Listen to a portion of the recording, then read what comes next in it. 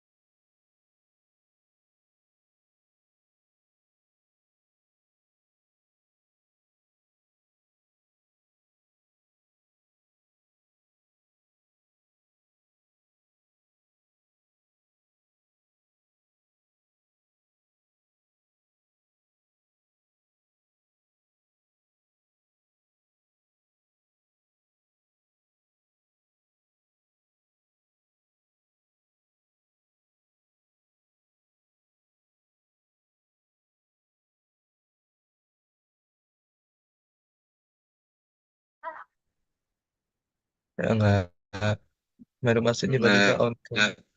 Baru masuk dibanding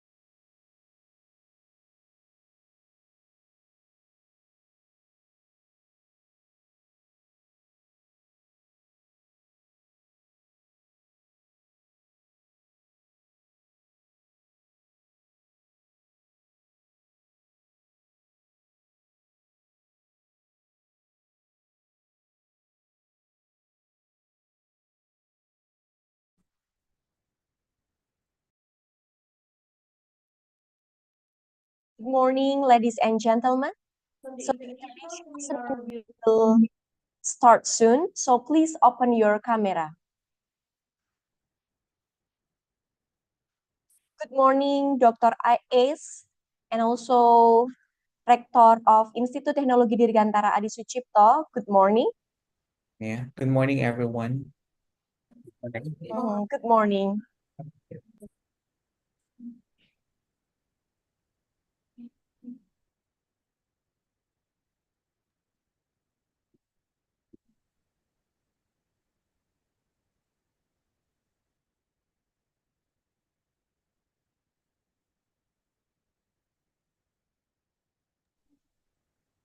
Good morning, everyone. Yeah, good morning.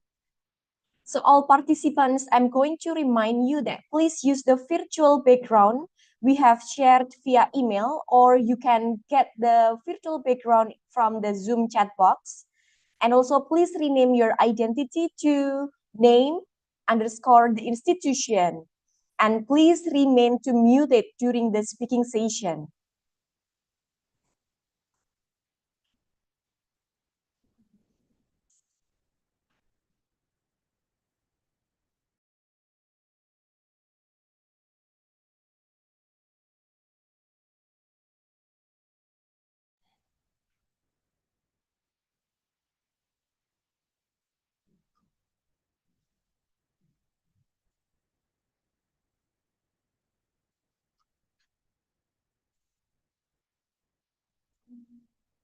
Once again, we are going to inform you that please use the virtual background we shared via email, or you can get in the Zoom chat box. And also please rename your identity to name underscore the institution. And please remain to muted during the speaking session.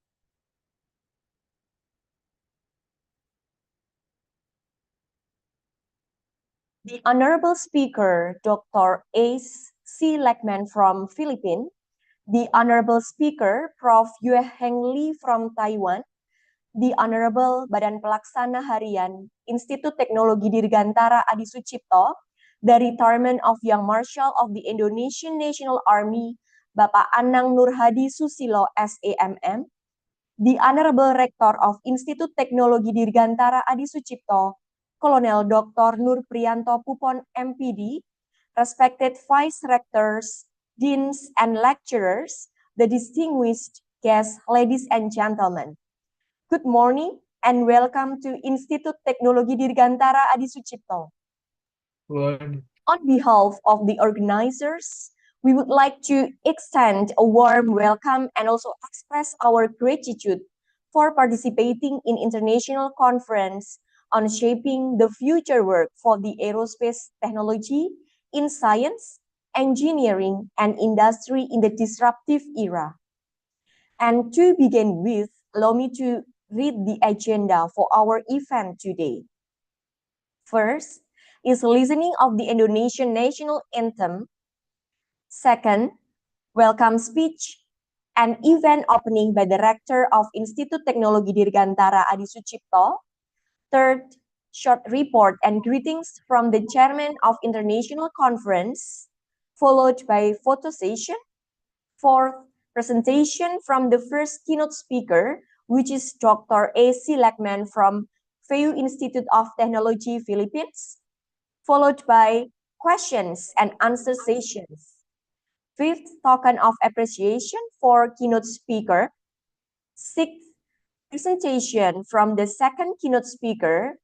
Prof. Heng Li from National Cheng Kung University, Taiwan, followed by questions and answer sessions. Seventh, token of appreciation for keynote speaker. Eighth, first session of parallel session. Ninth, break. And the last one, second session of parallel session. The honorable distinguished guests, ladies and gentlemen, to honor our country, let us all listening of the Indonesian national anthem, Indonesia Raya.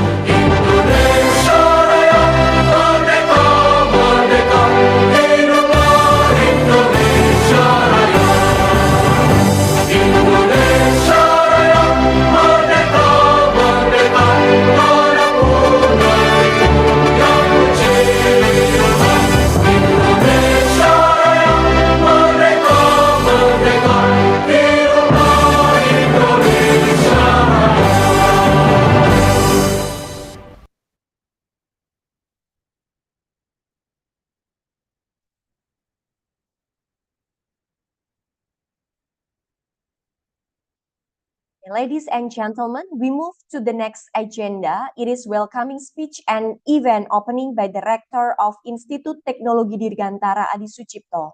Dr. Pupon, the screen is yours.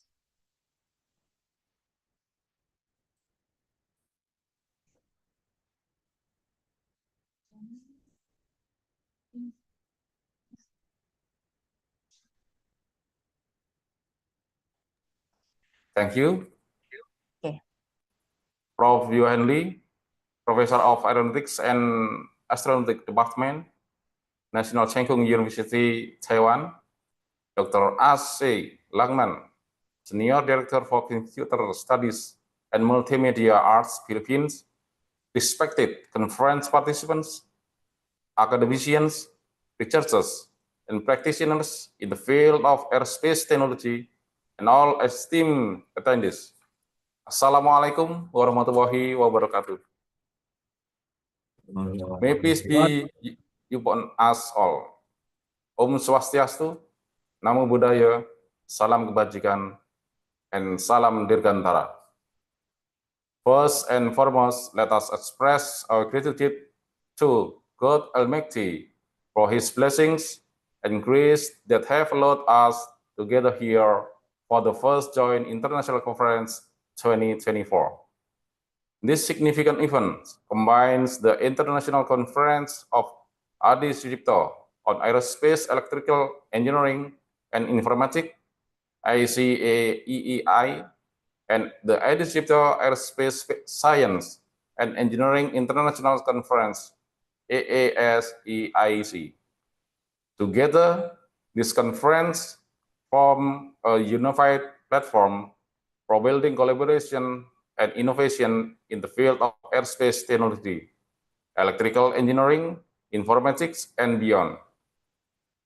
This year, terms shaping the future works for aerospace technology in science, engineering, and industry in the disruptive era is highly relevant to the global challenges we face today.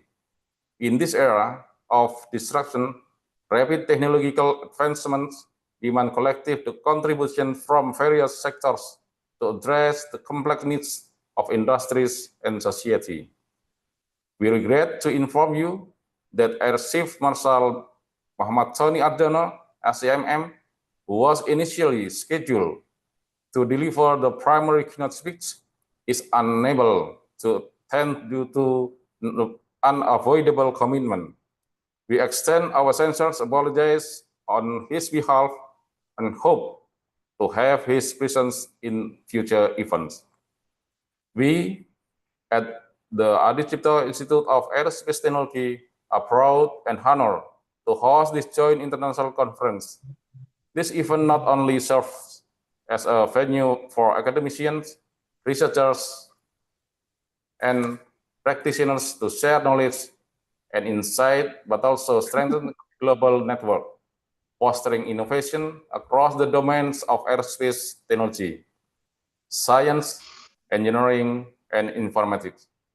I would like to express my deepest gratitude to the keynote speakers for their valuable contributions, to enthusiastic participants, and the hardworking organizing committee who have made this event possible. My appreciations also goes to the ICAAEEI Indonesian sections for their technical partnership in supporting the AASEIC proceedings, and to Atlantis Press as the publisher of the AASEIC proceedings. Your contributions have been instrumental in ensuring the quality and success in this conference. Distinguished guests, it is my hope that this point conference will generate innovative ideas and practical solutions that can be applied in the world of aerospace technology and industry. May this event provide significant benefits not only for those in attendance, but also for the broader advance of global technology. In conclusion, I wish you all a productive and successful conference. Let us continue to collaborate in shaping a better future through innovation in aerospace technology. Thank you. Wassalamualaikum warahmatullahi wabarakatuh. May peace be upon us all. Om Santi Santi Om. Okay, thank you, Dr. Pupon, for your welcome speech. Now, let's welcome the Chairman of International Conference, Mrs. Rindu Alria Vindravani, Master of Science. Mrs. Rindu, the screen is yours. Okay, thank you, Ms. Maria.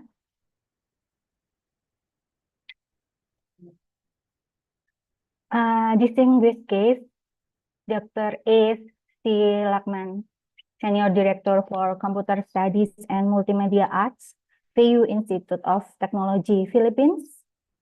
Professor Yu Heng Lee, Professor of Aeronautics and Astronautics Department, National Cheng Kung University, Taiwan.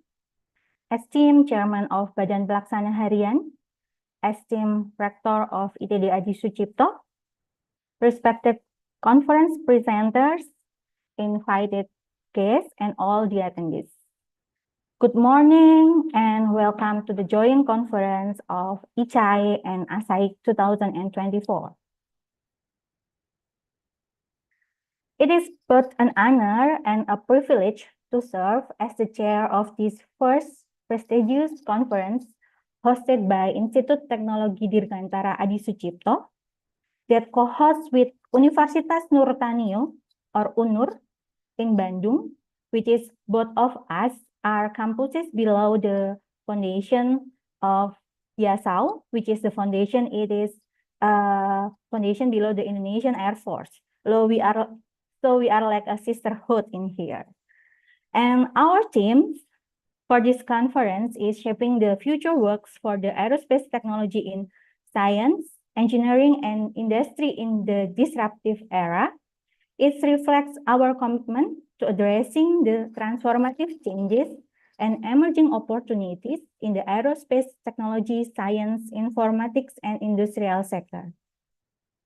Ladies and gentlemen, I am proud to announce that the ICAAEEI has received an impressive 118 paper submissions from authors across the world, out of which 68 papers were selected. The paper of ICAAEEI will be published in the IEEE Explore, and you know how selective they are. And we hope all of those articles can be successfully published in this proceeding without any obstacles. And then for the second conference, AASEIC showcases 21 high-quality papers that representing outstanding contribution to aerospace science and engineering, which will publish in the Proceeding of Atlantis Press Advanced Engineering Research. Furthermore, these conferences also have truly become an international platform. We are delighted to welcome the participants from diverse countries. For ICAAEEI, we have the author from Indonesia, United Arab Emirates, Great Britain, India, Sri Lanka, Malaysia, Philippines, Taiwan, Bangladesh, and also the USA. For ASEIC, we have contribution from Indonesia, Taiwan, Malaysia, and also Uzbekistan.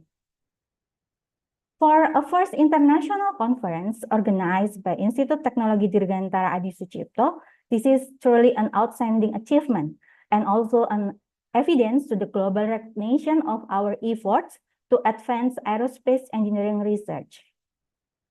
Ladies and gentlemen, on behalf of the organizing committee, I extend my gratitude to our keynote speakers, IEEE Indonesian sections, Atlantis Press, the committee, and also the contributor who have worked to make these events success. Special thanks to all of the authors that sharing their valuable research insights with us in this conference. I encourage you to engage you all to provoking discussion, build the network, and also explore the ideas in this conference. And as this is our first time to organizing this international conference in this scale, we kindly ask for your understanding if there are any imperfection in this organization. We are committed to learning and improving from this experience to ensure that the future conferences will be even better. Well, before I end, let me share something special about Indonesian culture. In many gatherings in Indonesian, we end with a pantun. A pantun is like a short poem with two parts, which is the first part is always like a fun or playful, and then the second part share the main messages. I also add some humor, and I'm excited to share this with you today. And I hope I kindly request that you can give applause in the end of my pantuns. Let's get started. Okay, an airplane soars like boom, boom, boom, and then its engines blast like whoosh, like that. And oh no, the pilot forgot the landing phrase. Oops. Ladies and gentlemen, please enjoy this conference, learn and amaze. But since it is online, sorry, no coffee in this place. Thank you, and I return it to the moderator, to the MC, Miss Maria. Okay.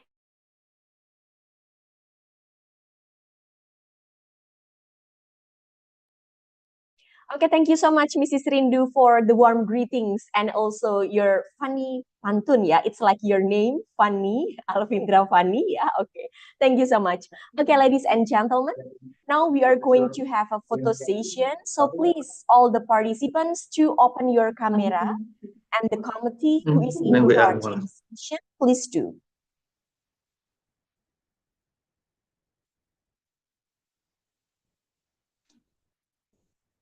And also, please, the best smile, yeah. Please on cam. All the participants, please on cam. Please open your camera because we are going to have a photo session.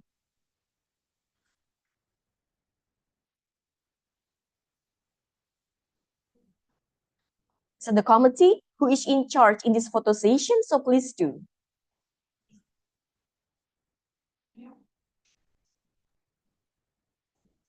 Okay, good day, ladies and gentlemen. I'm going to guide you for photo session for documentation process for this seminar.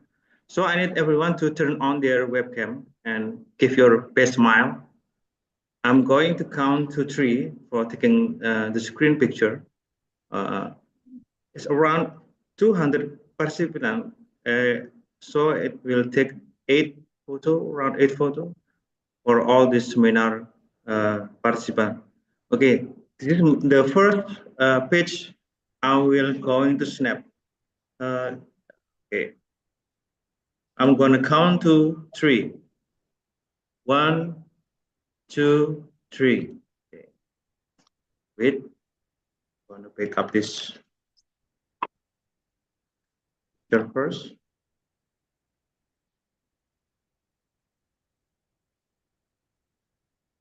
Okay. Okay, there's some difficulties. I'm gonna retake again. I'm gonna count to 3 again. 1, 2, 3. Okay.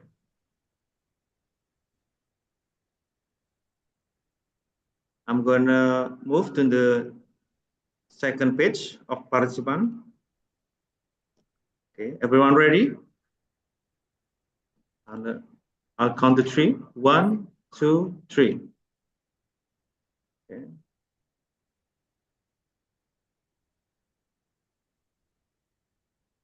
I'm going to the third page.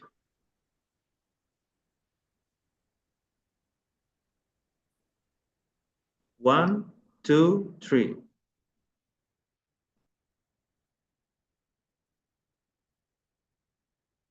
So I'm gonna move again to the fourth page.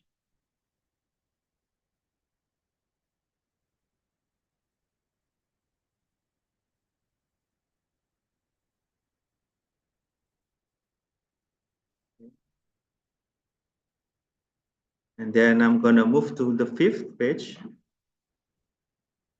Please everyone be patient and always stay on the camera and smile, a big smile for the seminar. The fifth page, 1, 2, 3.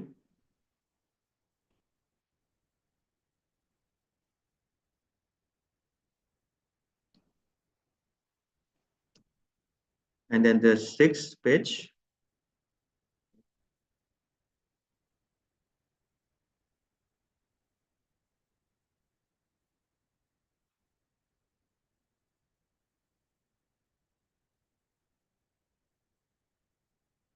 Seventh page.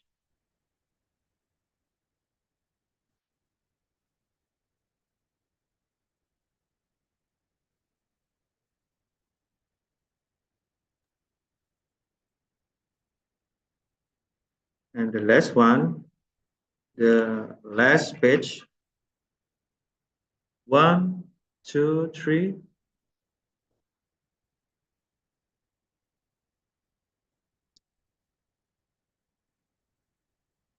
Okay, that's all. Thank you for your cooperation. I'm gonna give the time to the MC, Miss Maria. Thank you. Okay, thank you so much, Mr. Istiawan, for your kind help and all the participants for your big smiles. Yeah, now, the honorable distinguished guests, ladies and gentlemen, we're going to move to the main agenda, which is keynote speech session. So this session will be guided by Mrs. Anna as the moderator. So for Dr. Ace and Mrs. Anna, please proceed.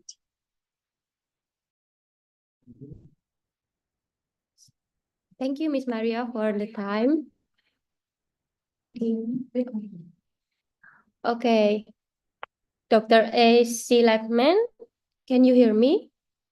Yeah, I can hear you. Thank you. Okay, thank you. So, wait a moment.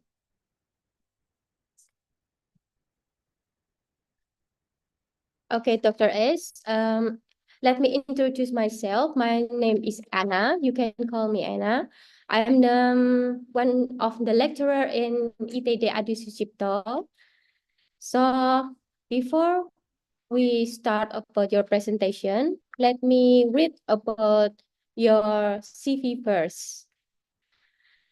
Dr. S. Legman is esteemed leader in the realm of information technology, education, and computing research, holding the position of Senior Director at the College of Computer Studies and Multimedia Arts.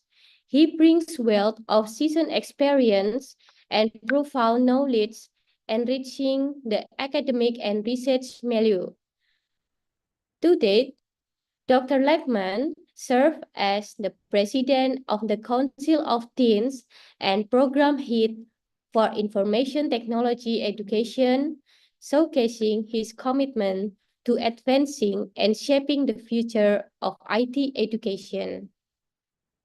With a certification as a scientific technological specialist from the Department of Science and Technology, Dr. Legman demonstrates his dedication to maintaining the highest standard in scientific and technological endeavor.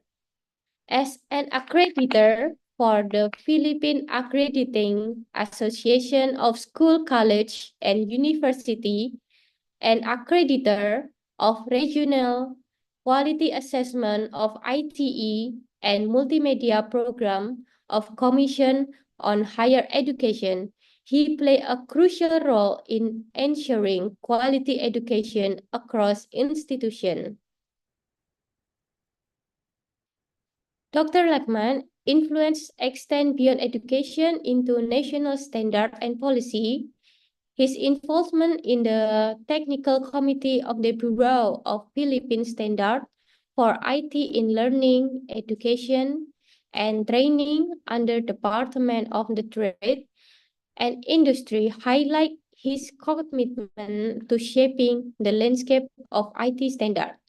Additionally, as a regular member of the National Research Council of the Philippines under the Department of the Science and Technology, Dr. Legman's prolific contribution to scholarly literature are evident through his authorship over 80 research papers published in Scopus Index Journal and Proceeding, and also won several international awards for research paper and its presentation in different countries such as Thailand, Korea, and Japan, to name a few. In addition, he received prestigious Deng Ang Beluep, highest award given by the city government of Bulacan to its citizen, and Dangal Ang Lipi Bulacan, the highest award conference to the citizen of Bulaqueño. To date, he sits as board of trustee in the Dangal and Bulacan Foundation Incorporated, alongside the former cabinet secretary of Philippines government. Currently, he is part of top 150 scientists in the Philippines in technology and top 26 in computer science according AD Index Sciences World Ranking. So everyone, that is Dr. Laman short information. So Dr. Lakman, so I also see about your few article in the Scopus, and it's really amazing. So can you tell us about the motivation why you pursue about this, like IoT and about AI things? Yeah, because my specialization it's algorithm and artificial intelligence. So most of my research papers, it integrates algorithm. And the good thing about algorithm, if you know a specific algorithm, that algorithm can be applied across different domains. So for example, if you know a certain neural network algorithm, that neural network can be applied to agriculture, to education, to network security, and a lot of different domains. So that's why I have a paper in terms of those kind of different domains. Thank you. Okay, so can you tell us about the fun of your project research? Sorry, the fun? Yeah, maybe how the things you enjoy about algorithm, about AI, about IoT. Okay, I think the fun thing about doing research is that it adds up to your body of knowledge, and also it becomes a medium to share to other researchers, not just in the Philippines only, but also in other countries, that you become an inspiration to a lot of young educators who have been into research also. And I think that's a very interesting and very novel aspiration to a lot of different researchers. Okay, I cannot wait to hear your presentation. So if you're ready, please share Yeah. your PPT. Okay, so good morning, everyone. So may I call on my assistant, Dr. JRP Lalata, to share my screen regarding about the PowerPoint presentation? Okay. Doc JR, can you share my screen now?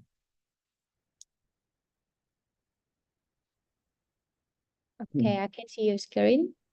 All right. So good morning, everyone. Welcome to the first international conference on Adisut Hipto on aerospace electrical engineers and informatics, with the theme Shaping the Future Work for Aerospace Technology in Science and Engineering and Industry in the Disruptive Era.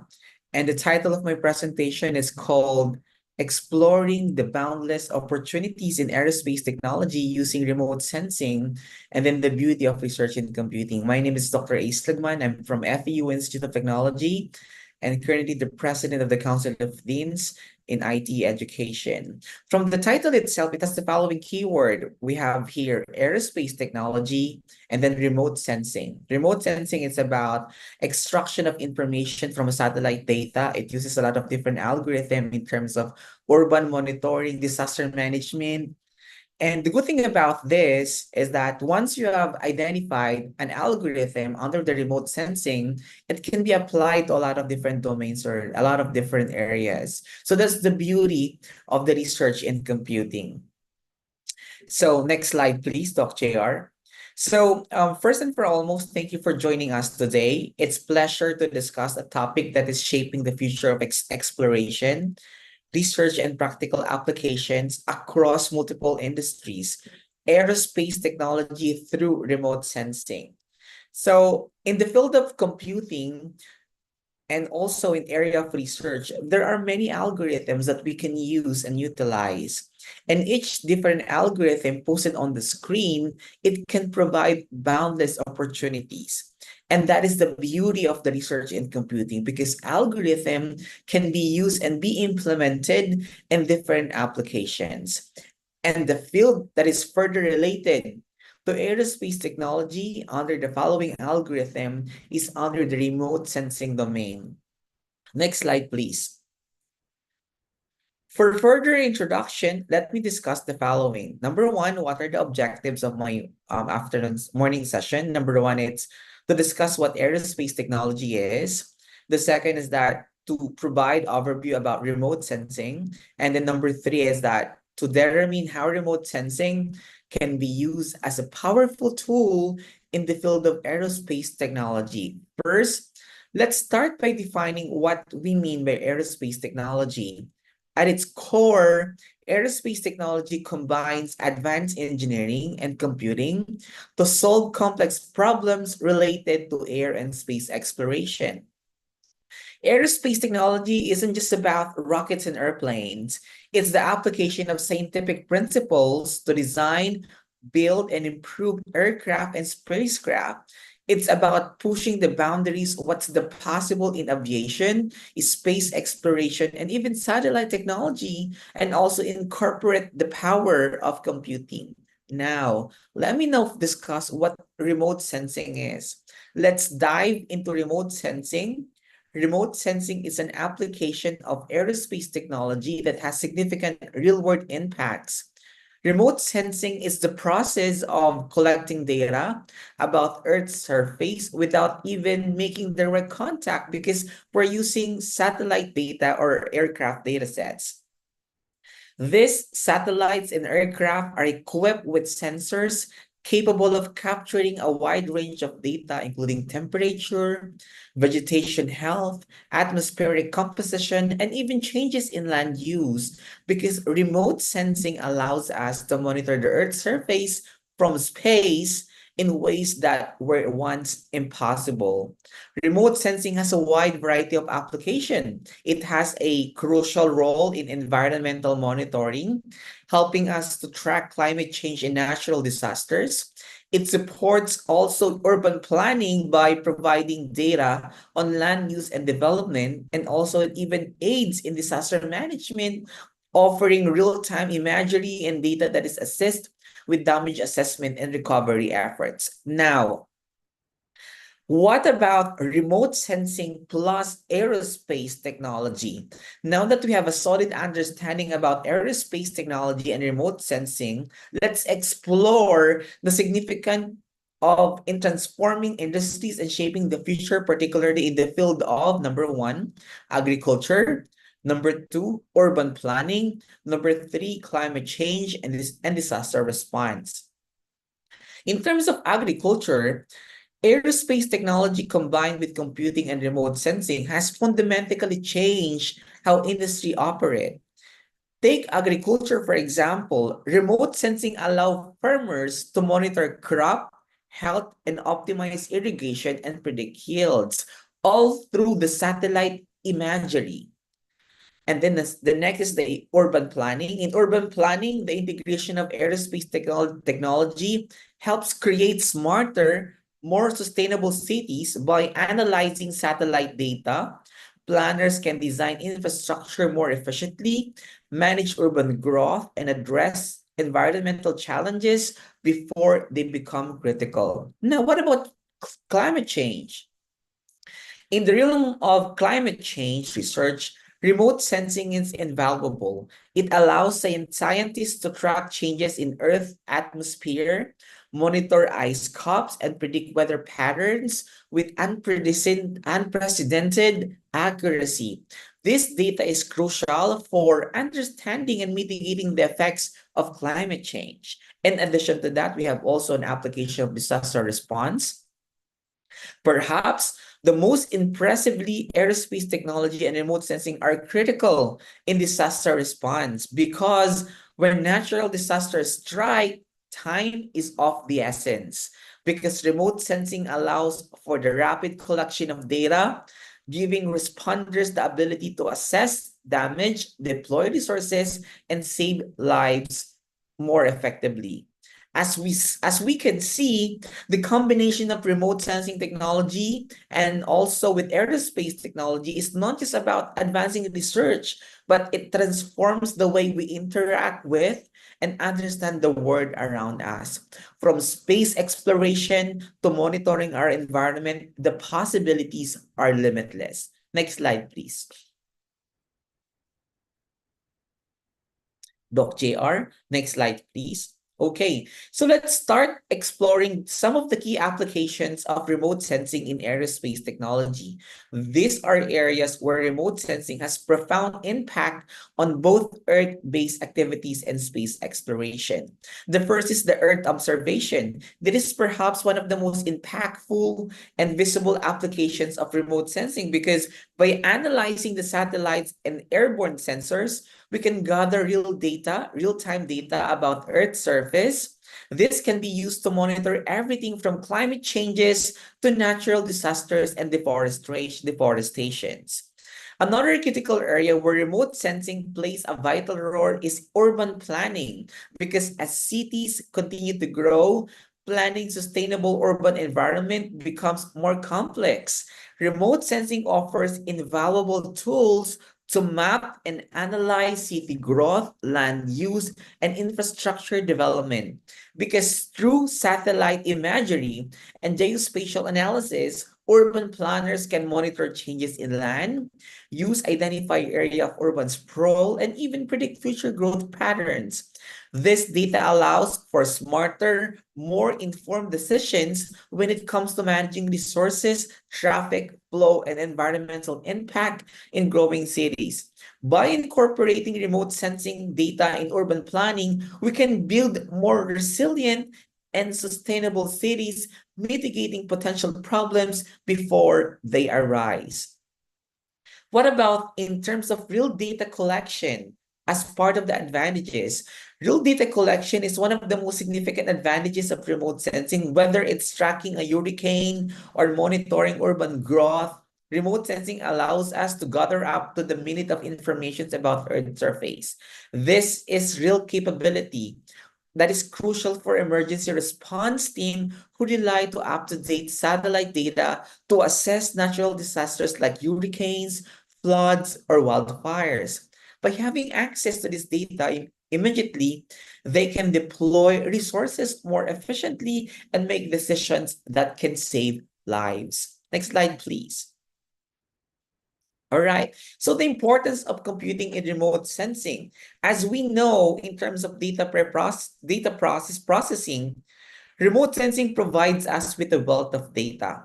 From satellite images of Earth's surface to deep space observation. But what data is only valuable if we can process it and analyze it and derive meaningful insights from it. That is where computing comes in. What about machine learning?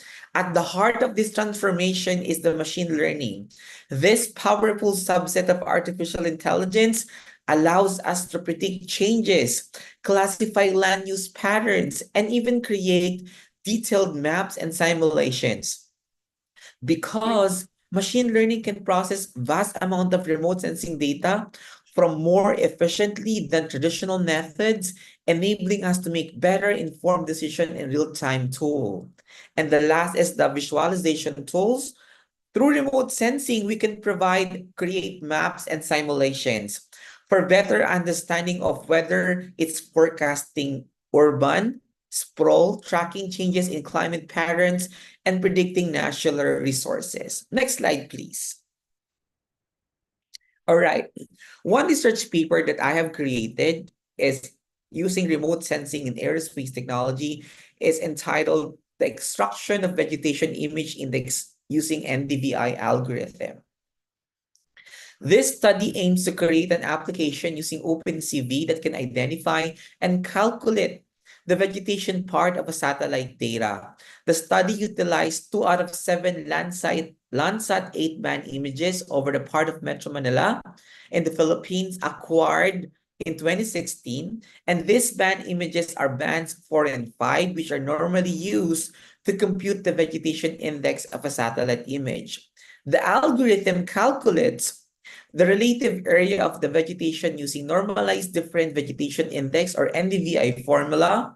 The satellite image is in Manila with Landsat 8 operational land imager or OLEI images. Vegetation plays a crucial role in urban environment. That's the gap that we're trying to solve because it contributes to air quality, biodiversity, and the overall health of our ecosystem. But as cities grow and urbanization increases, monitoring the extent of health and vegetation becomes more challenging. That is why remote sensing, particularly the NDVI algorithm, can provide valuable insights. Next slide, please. All right, to begin with, let's discuss first what NDVI is and why is it an important tool in environment monitoring. The Normalized Different Vegetation Index algorithm is a widely used remote sensing technique measures vegetation health based on how plants reflect light. Healthy vegetation absorbs most of the visible light and reflects most of the near-infrared light, while stress or sparse vegetation reflects more visible light and less infrared. Because Manila in the Philippines is one of the most dense populated cities in the world, and its surrounding areas are facing significant challenges because related to urban sprawl and deforestation and the loss of green spaces. Monitoring the changes in vegetation cover is crucial for urban planning, environmental protection, and disaster mitigation. And the purpose of the application, number one, is to enable the monitoring of greenery in Manila through advanced image analysis. The second is to provide insights into vegetation health, urban green spaces dynamics, and environmental trends over time. And why is it matters? Because with urbanization, monitoring vegetation, which is the greener portions of a surface, is crucial for sustainable development. Next slide, please. Okay. The NDVI is a measure of the vegetation density and health derived from a satellite of aerial images. And it uses the reflectance of light in different wavelengths, such as NIR, which is the strongly reflected by healthy vegetations, and RED, which is the absorbed plants for photosynthesis. Next slide, please. All right. How NDVI works, it has a values interpretations. NDVI values range from -1 to 1. Going to +1, it has a vegetation, meaning to say these are healthy plants. But 0 to -1, it means that there have no non-vegetative surfaces, meaning to say there are so many urban areas, water-barren land. Next slide, please. So the applications for Manila for the time-based vegetation monitoring is that we are using historical current data set to assess the trends in vegetation growth or decline. So different satellite images are extracted to determine whether the vegetation index are increasing or decreasing in the different time frames. And the impact of that can be determined into urbanizations and land use changes. Next slide, please. So the key benefits of the research is that it can be used for urban planning because we can identify areas for green space development. It can monitor compliance with environmental policies. And also we could identify also locations or spaces that are prone for disasters, because we could detect vulnerable zones with vegetation loss prone to flooding or erosion. And also we could preserve critical green corridors and habitats in the city by promoting biodiversity conservation. Next slide, please. So we have the visual representations, a before and after, wherein a time lapse of showcasing changes in vegetation across decades. So we have different satellite data coming from different time frames. It highlights green spaces, deforested areas, and urban growth zones. And the vegetation index over time is that it could provide a line chart demonstrating NDVI values, trends for key areas over different time extracted satellite images. Next slide, please. So the conclusion and call to action.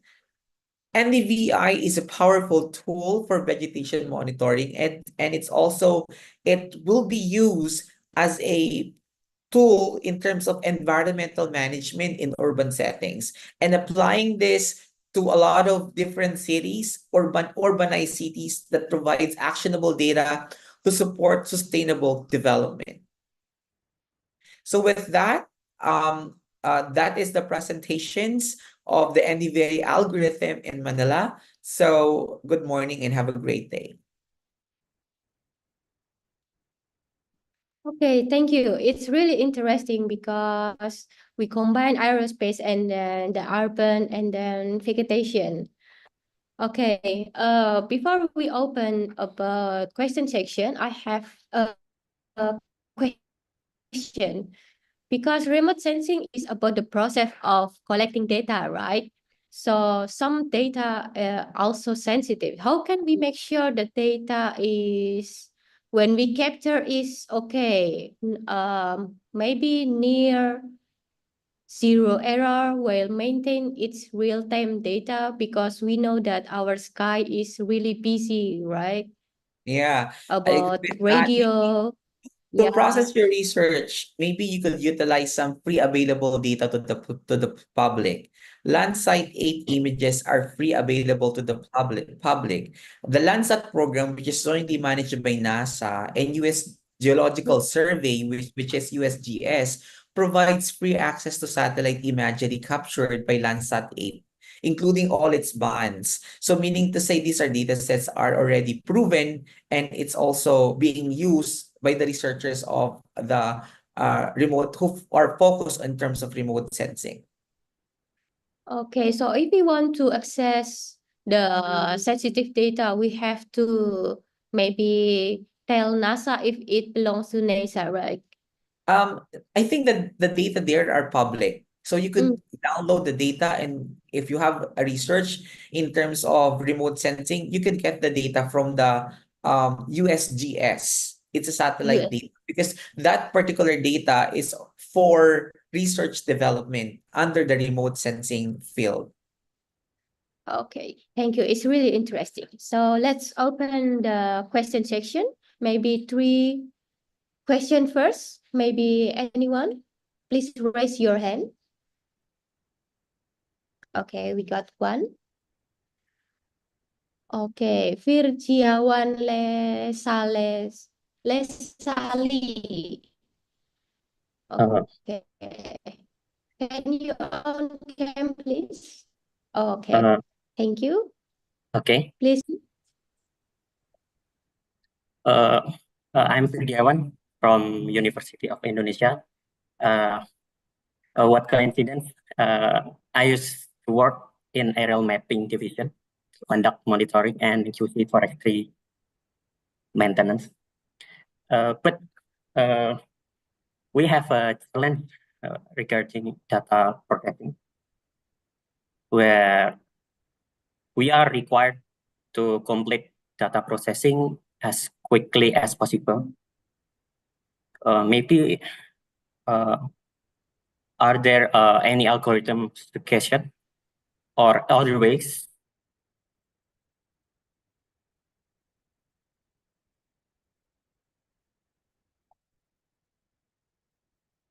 that can be done in real time? First, in the forest, there's no provided signal to implement IoT. And then the second is we have a limited space and limited additional mass if we want to add too much hardware. And then the last, we are required to remain cheap and not increase our price of our service. Okay, thank you. All right. I think that's a good question. If you want to fully maximize remote sensing, but if you don't have the data, maybe my advice is that you could have the drone technology to capture data, because drone technology could provide you a bigger portion of the data so that it could be in real time. As the data captures by the drone, it saves to your storage or to your platform, and then you have the algorithm there. That remains a real-time processing. So in the absence of the satellite data from the satellite images, you could have the drone technology. Because drone technology, they could have the optical cameras, they have the multispectral, hyperspectral sensors, they have also the light detection ranging, they have the thermal cameras. I think if you want to monitor forests also in real-time applications in a specific area or region, then you could have a good drone technology integrated into your applications.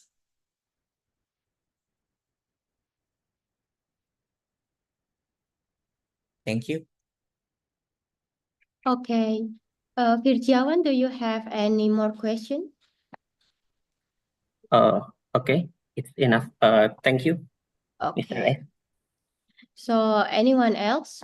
Do you have any question? Please raise your hand. Okay. Miss Yenny? Hello, Dr. Lakman.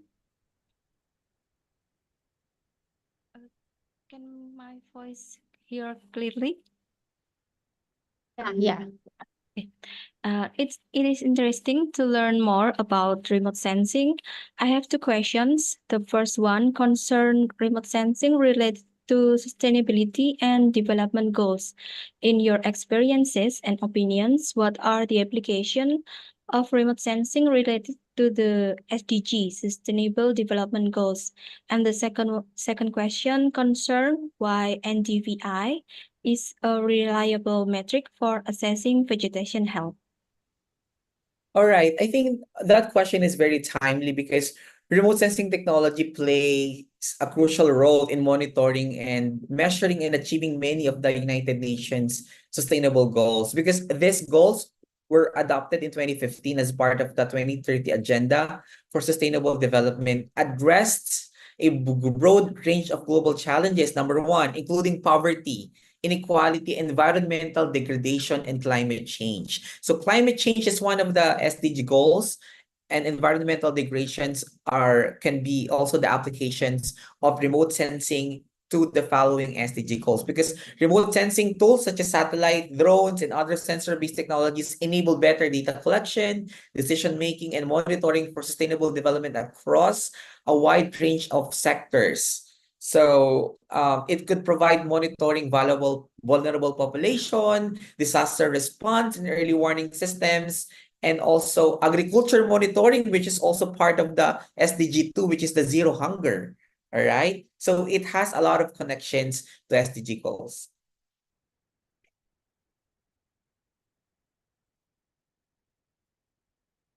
Okay, Miss Yenny, do you have any more question about that? Yes, my second question, why NDVI is a reliable metric for assessing vegetation health? Pardon? Why do you choose NDVI for assessing vegetation health in your research?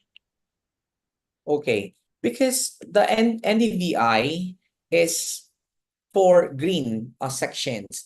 The normalized different vegetation index is, in the literature, it's widely regarded as one of the most reliable metrics for assessing vegetation health and density using remote sensing data, because it has a powerful and standard indicator due to several key reasons that make particular suited for vegetation analysis.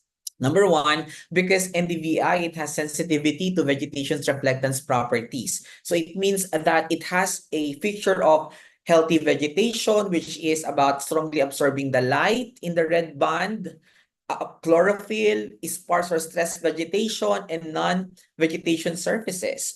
And also, NDVI promotes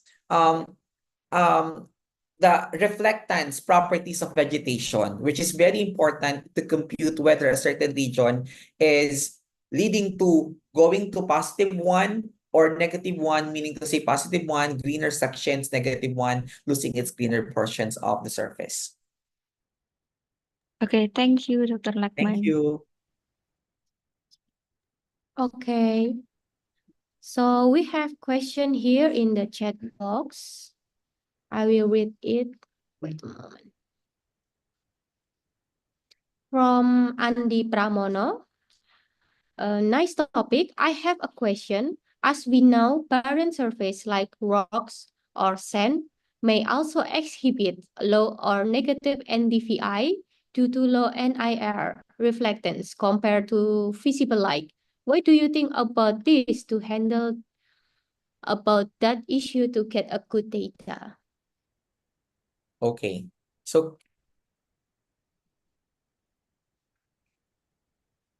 in remote sensing, surfaces such as rocks and sand are key components of Earth's surface that can be monitored using imaging spectral techniques. But these surfaces, well, not as vegetated as forests or agricultural areas.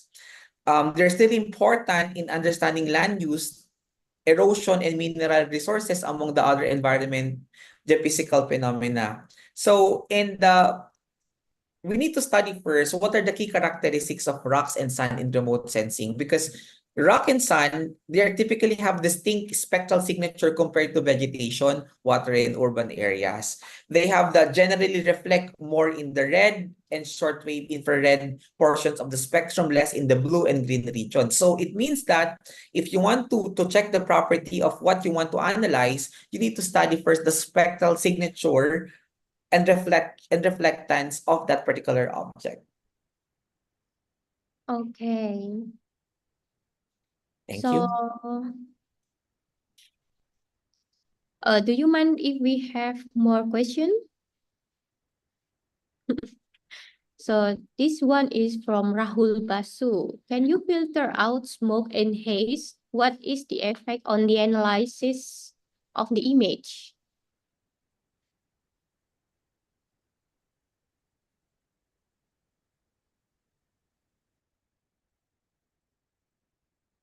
Can you explain further the question? Can you filter out smoke and haze? What is the effect on the analysis of the image? Okay. The filtrations of smoke and haze from the remote sensing imagery is an important step in ensuring the accuracy of the quality of the data, especially when performing analysis that requires clear visibility of the Earth's surfaces. And I think based on the literature, there are algorithms that can be used to minimize this kind of smog and haze in the surface that you want to process. Okay.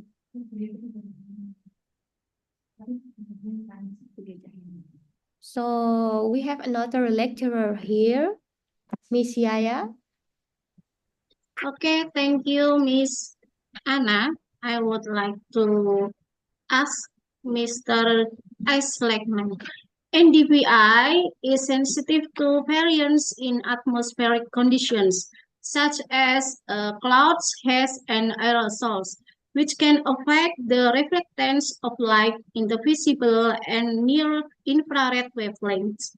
This can cause errors in NDVI values and make it difficult to interpret NDVI images accurately. And what do you think about this? Okay, can you repeat the question? And is NDVI?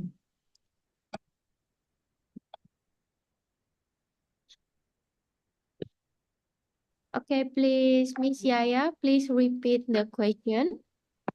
Okay, I repeat my question. NDVI is sensitive to variance in atmospheric conditions, such as clouds, haze, and aerosols, which can affect the reflectance of light in the visible and near-infrared wavelengths. This can cause errors in NDVI values and make it difficult to interpret NDVI image accurately. And what do you think about this? Okay. In terms of that, yes, I agree with you that NDVI can be sensitive to atmospheric conditions, including clouds and other factors like haze and smog, which can affect its accuracy in remote sensing analysis. Since NDVI is derived from the red and near-infrared bands, any atmospheric interference in these bands can significantly impact the accuracy of the vegetation assessments. So the questions could be like how atmospheric conditions affect NDVI.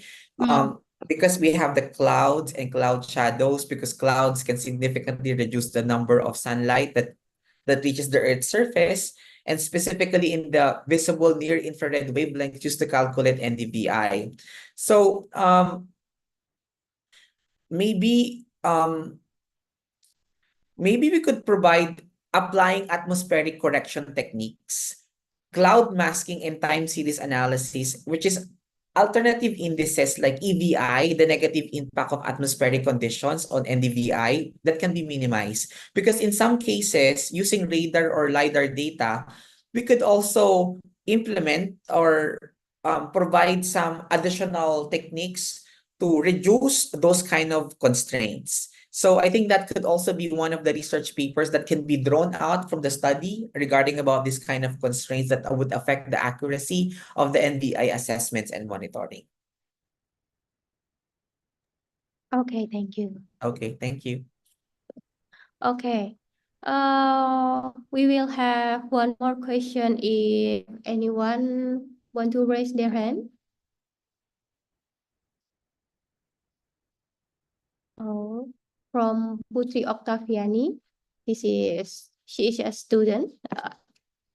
Please, Putri, your question. Excuse me, I have a question.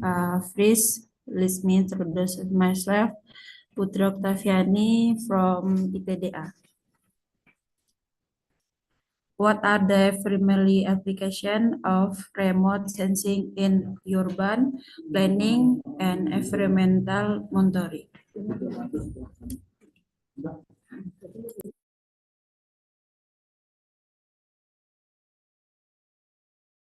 Okay, please unmute first. Yeah, Dr. A. the question is about the data. All right. In the context of remote sensing, the data can be either used or created, depending on the tasks or applications at hand.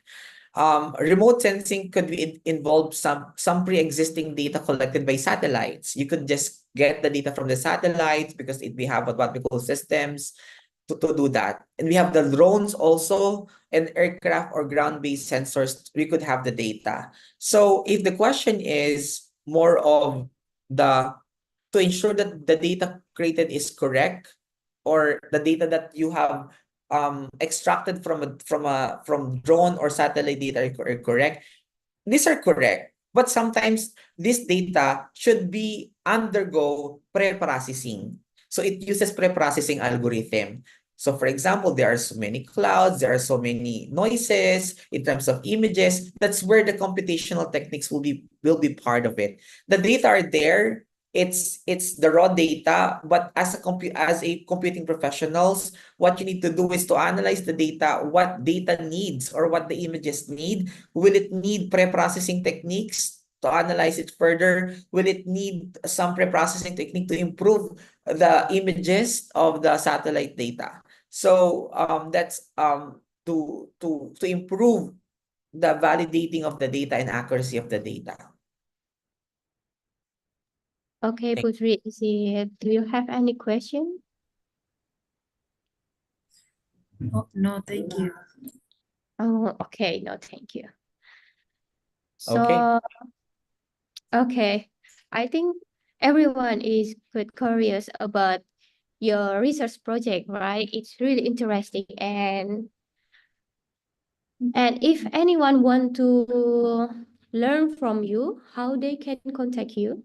Yeah, they could email me. My email is aceclagman@futech.edu.ph. No, maybe we could collaborate to future researches in terms of remote sensing. Maybe we could push through with water, man-made objects, and also water segmentations and so on, shadow segmentations, because remote sensing, it has a lot of things to improve, and also to improve its accuracy and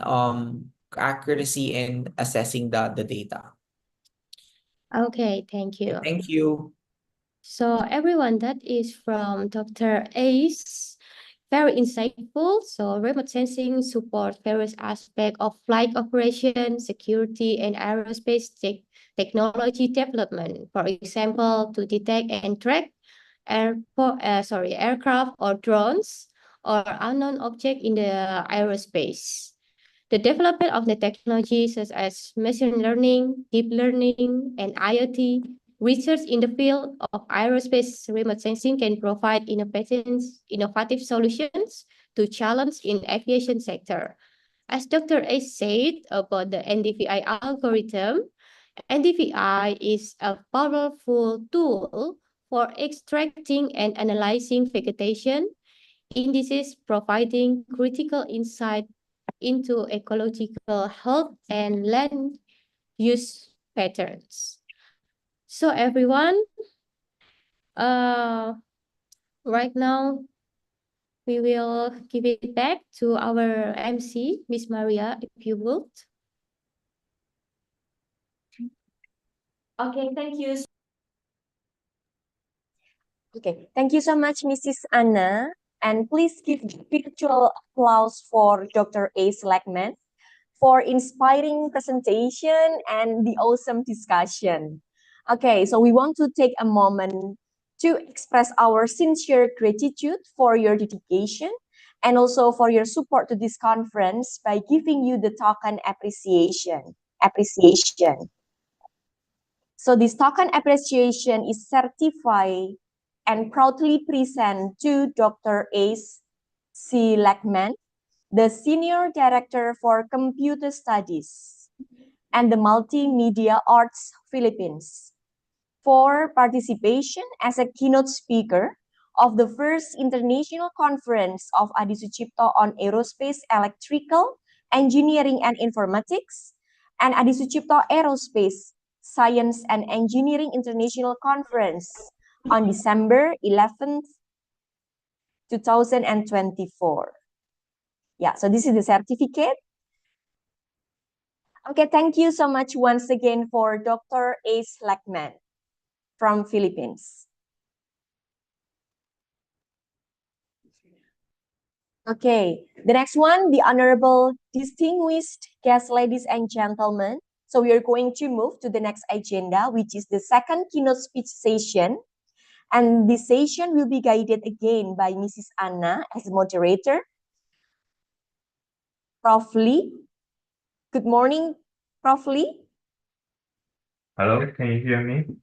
Okay, thank you so much. So for Prof. Yue Lee from Taiwan and also for Mrs. Anna, please proceed. Okay, good morning, Prof. Louis. Hello. Okay, long time no see. Yeah. Yes. So everyone, this is Professor Lee. Actually, he is one of my professor when I pursue my master degree in National Cheng Kung University, Taiwan. So Professor Lee is expert in the combustion. So also he just received a patent about his ion thruster.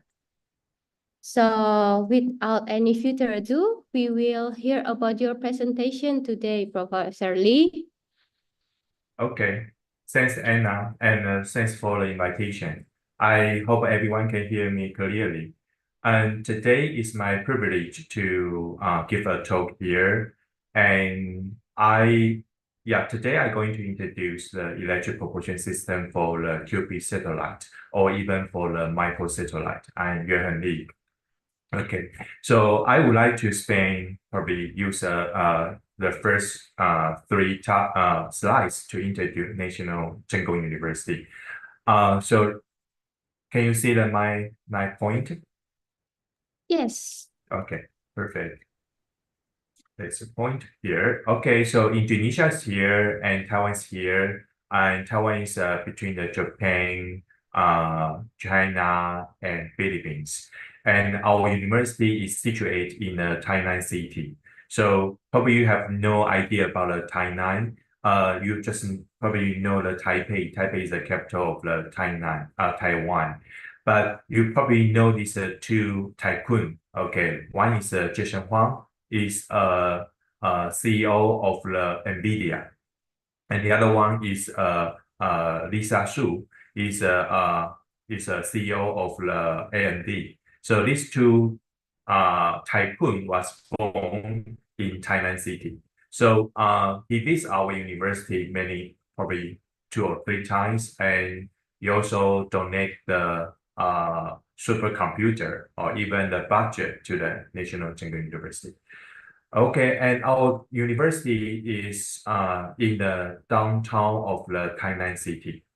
Okay, so we have the 11 campus, but 8 out of the 11 campus is situated in the main downtown city.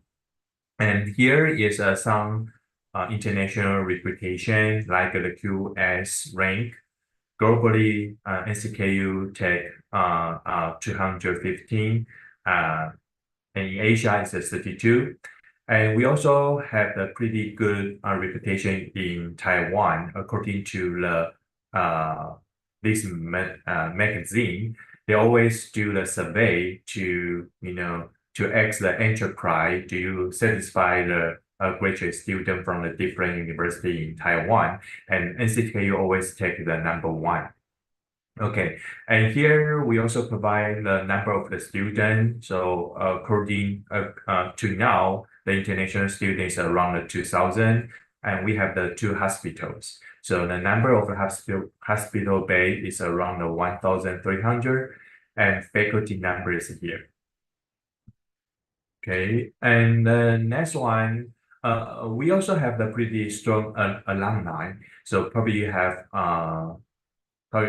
now the incumbent president of Taiwan is Dr. Lai Jing-de. He's our alumni. So before his inauguration, he came to Taiwan, came to the NCKU and spoke to our NCKU president, and he also give the consent to invest some research topic in NCKU. And the other one is Dr. Ding. He's a Nobel Prize laureate. Okay, and we have the 3+2 college. Okay, including the College of Engineering or EE or the planning design. But we have the other. What's mean the +2? The +2. The other one is computing, School of the Computing. This school was donated by the Takun, is also the entrepreneur. They donate the 5 million. Oh, sorry, 500 million NT dollars to NCKU and to set up this school. And this school is aimed at the supercomputing. And the other one is Academy of the Semiconductor and the Manufacturing. Okay, and this school or academy was kind of invest or was established by the government. Okay, and here, because I'm from the Department of Aerospace Engineering, so we are in the College of Engineering. So we have the 3 groups under this COE. The first group is Mechanical Engineering, and second one is Chemical Material and Material Science, and next one is Civil and Environmental Engineering. So our COE is the largest one in Taiwan. And we also have the nationwide largest facility, for example, wind tunnel or water tunnel, toiling tunnel. Okay, so if you would like to have more information about the NCKU, you can search on the website, or you can email me, or even ask Anna. Anna is our good alumni either. Okay, and speaking to my research interest team, actually I focus on the 3 topics. The first one is the electric propulsion. Okay, so what is the electric propulsion? I will introduce later. There's alternative option to the propulsion system for the QB satellite, for the satellite or for the space vehicle. And second one is a micro power system. So the micro power system, we try to fabricate the small power system based on the combustion driving wave. Okay, we use a combustion wave to generate the heat or generate power. And the next one is the combustion science. So the combustion science, I dedicate in the many kind of fuels like the gas fuel, methane, ethylene, or liquid fuel, biofuel, and for the solid we also do the coal combustion. And now I'm doing the metal combustion. And what is the metal combustion? We try to burn the iron powder and with the air. So after the burning, they only have the iron oxidize in the product. So they will not produce carbon monoxide. Okay, so that can mitigate the CO2 emission. And we successful to burn the pure iron and the air.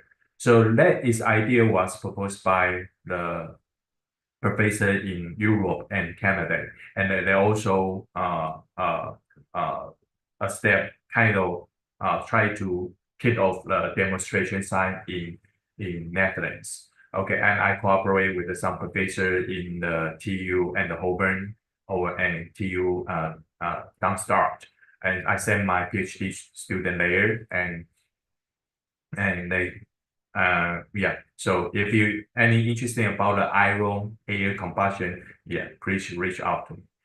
And the other one is the laser diagnostics. So we set up some high-end laser measurement system to detect the species. Okay, so come back to the topic today. I have to define what is a satellite I'm looking to. Okay, so the satellites can be categorized or sorted by weight or by height. Okay, so you can see the first table here. According to its weight, you can categorize the satellite into the pico, nano, micro, mini satellite. Okay, and my lab only focus on the milli and below, mini satellite and below. So that means I'm looking to the satellite with the weight less than 500 kilogram. Okay, and they also can categorize by the height. Okay, so according to the height of the orbits, can be the high or medium or low Earth orbit. But in my lab, we only focus on the low Earth orbit. We also call it the LEO. Okay, so now we know our target or our satellite targets. So here I also would like to propose the idea of the QB satellites. As we know, we are an aerospace engineer. Okay, so sometimes students, from time to time, students would like to do something relevant to the aerospace. So for example, you are keen to have the airplane, so you can join the group of the UAV.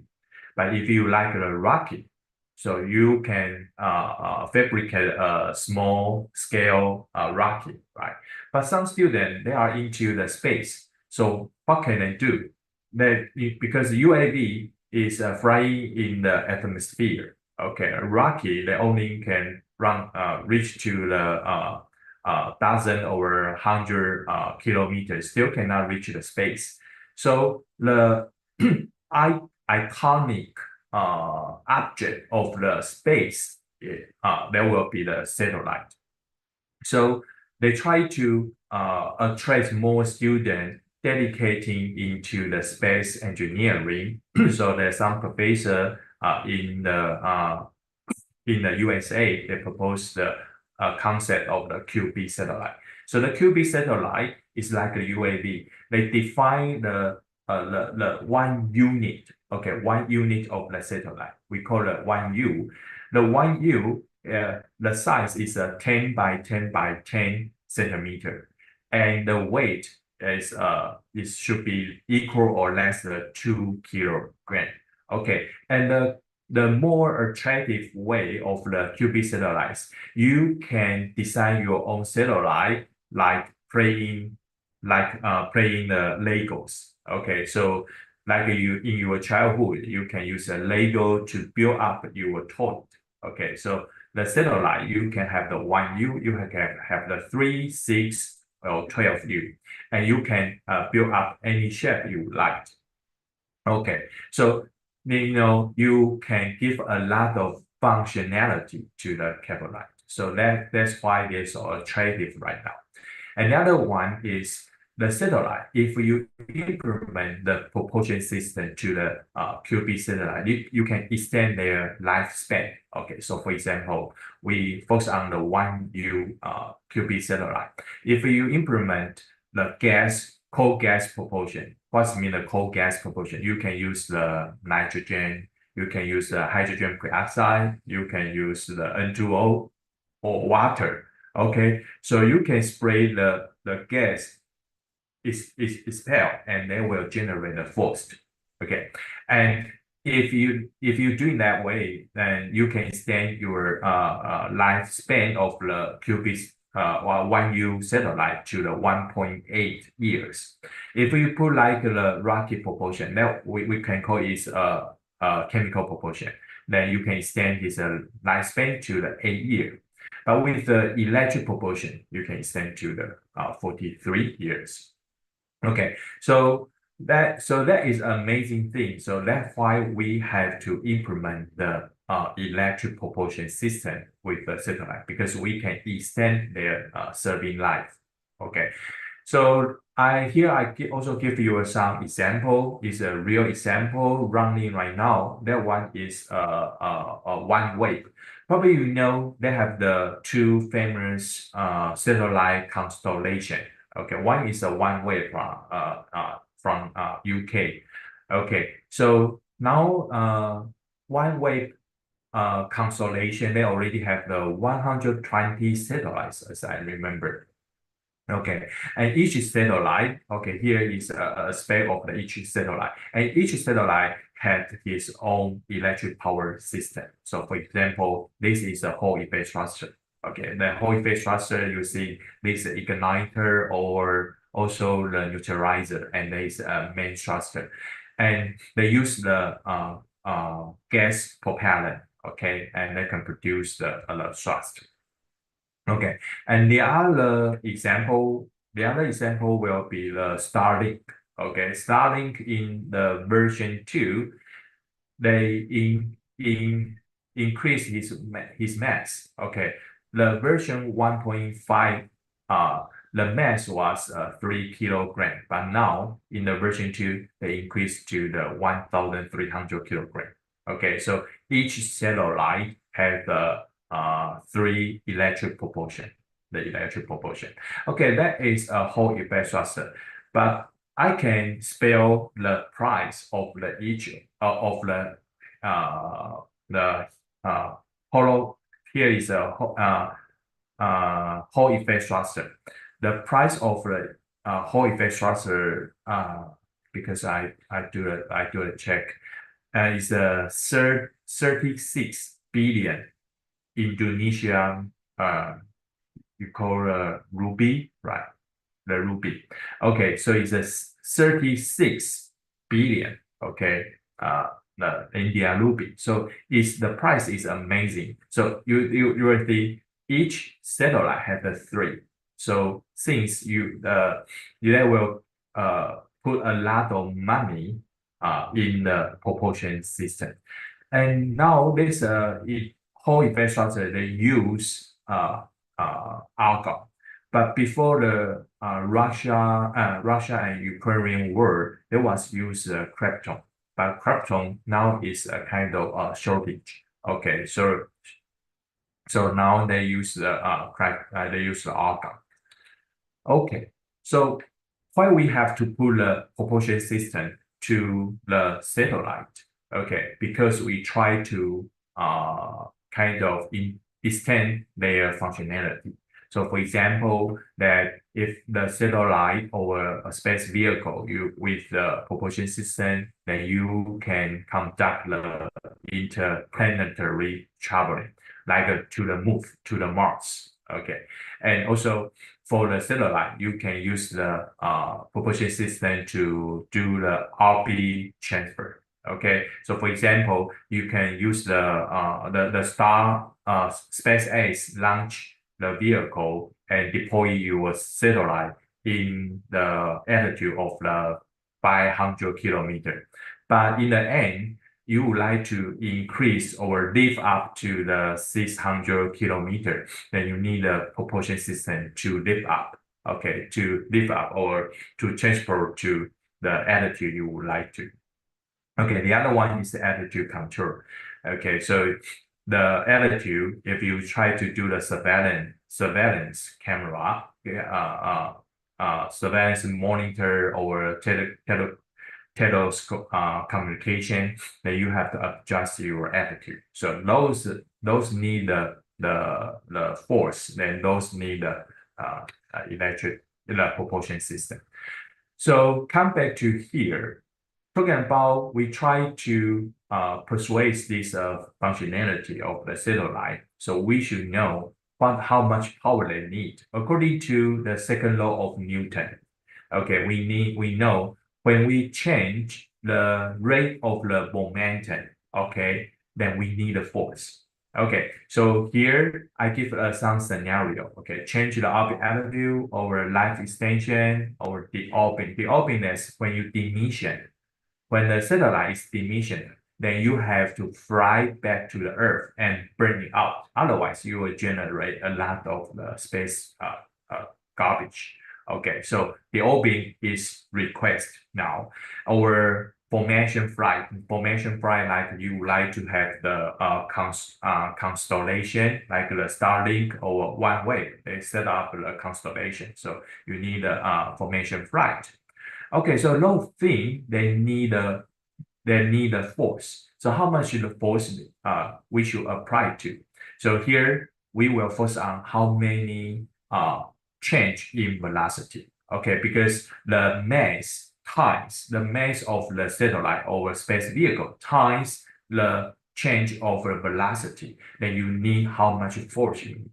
Because you have the different satellite weight, right? From the pico to the large. Okay, you have the different mass. So the mass is a variable, but we only define the change of velocity. So once we know how much is the weight in your satellite times the change of velocity, then you know how much force you need. Okay, so this is for your reference, so you know if you want to achieve those mission or those function, then you need a propulsion system. Okay, talking about the propulsion system, actually they have the three kinds of the propulsion system useful or suitable for the satellites. One is a coal gas. Okay, but I skip the coal gas. We only compare the chemical propulsion and chemical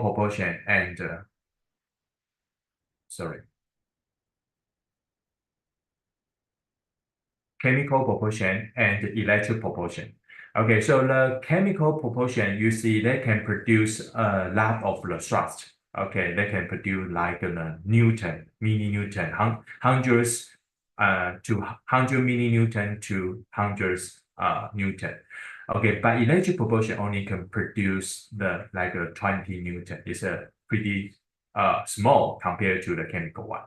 But if you talk about like the impulse speed, okay, what is the impulse speed? The definition of the impulse speed is if you try to produce 1 Newton and with consumption of the 1 kilogram of the fuel, then how much time you can spend? Okay, so you will see here if they can spend he can take 10 seconds to 8 seconds, and with this time they can produce this specific force and with some specific fuel consumption. If we can get more time, that means that the thrust system can last for a long while. Okay, so chemical, they can produce the high power output, but they only can last for a few seconds. Okay, but the electric propulsion, they can produce the small thrust, but they can last for a long while, a long time. Okay, so we can metaphor comparison between the chemical and electric as the raising of the turtles and the hare. The rabbit and turtles, right? The rabbit can run pretty fast, but they cannot last for a while. But turtle, they run pretty small speed, but they can last for a long while. Okay, so you can think about the thing about this story. Okay, this story to think about the comparison, the difference between the chemical and electric propulsion. Okay, but today I only focus on the electric propulsion. The electric propulsion can be sorted into the three categories. There will be the electric thermal thruster, electrostatic thruster, and electromagnetic thruster. Okay, literally electrothermal. So you can understand the propeller will be heated. Okay, even be ionized, partially ionized by heating wave. Okay, so we can use the like the heater over coil or like the heat source to heat up the propeller or even ionize the neutral particle. Okay, and the other one is we use we apply the huge voltage potential on these two grids and use these two grids to accelerate the ion particle. Okay, we can apply a large negative voltage here, so the positive ion can be trapped and be accelerated through this nozzle. Okay. And the next one is the electromagnetic thruster. Electromagnetic one, there's because you have the electric field. There is an anode, there's a cathode, so you have the electric field here, and you also have the plasma. Plasma, you have the three electrons and also three ion particle. So the ion particle can be regarded as a current. When the current flies, they always generate electromagnetic. So electromagnetic plus the electric field, then you will generate a Lorentz force. Okay, so they use the Lorentz force to produce the thrust. Okay, so here, this table shows the performance for the different electric propulsion. So somehow you will see the pulse one, they can generate a small thrust. Okay, but the ion or Hall effect thrust, they can produce a good thrust. But talking about the specific impulse, the ion and the Hall effect thruster also can produce good, and the thruster efficiency is here. So since they have the different electric propulsion have the different thruster behavior. Okay, I can give some kind of comment here. If you try to keep the attitude of the satellite, then you need the continuum electric propulsion system. Or if you try to do like the orbit transfer or interplanetary traveling, then you need the continuum thrust, because the continuum thruster can produce a high power output.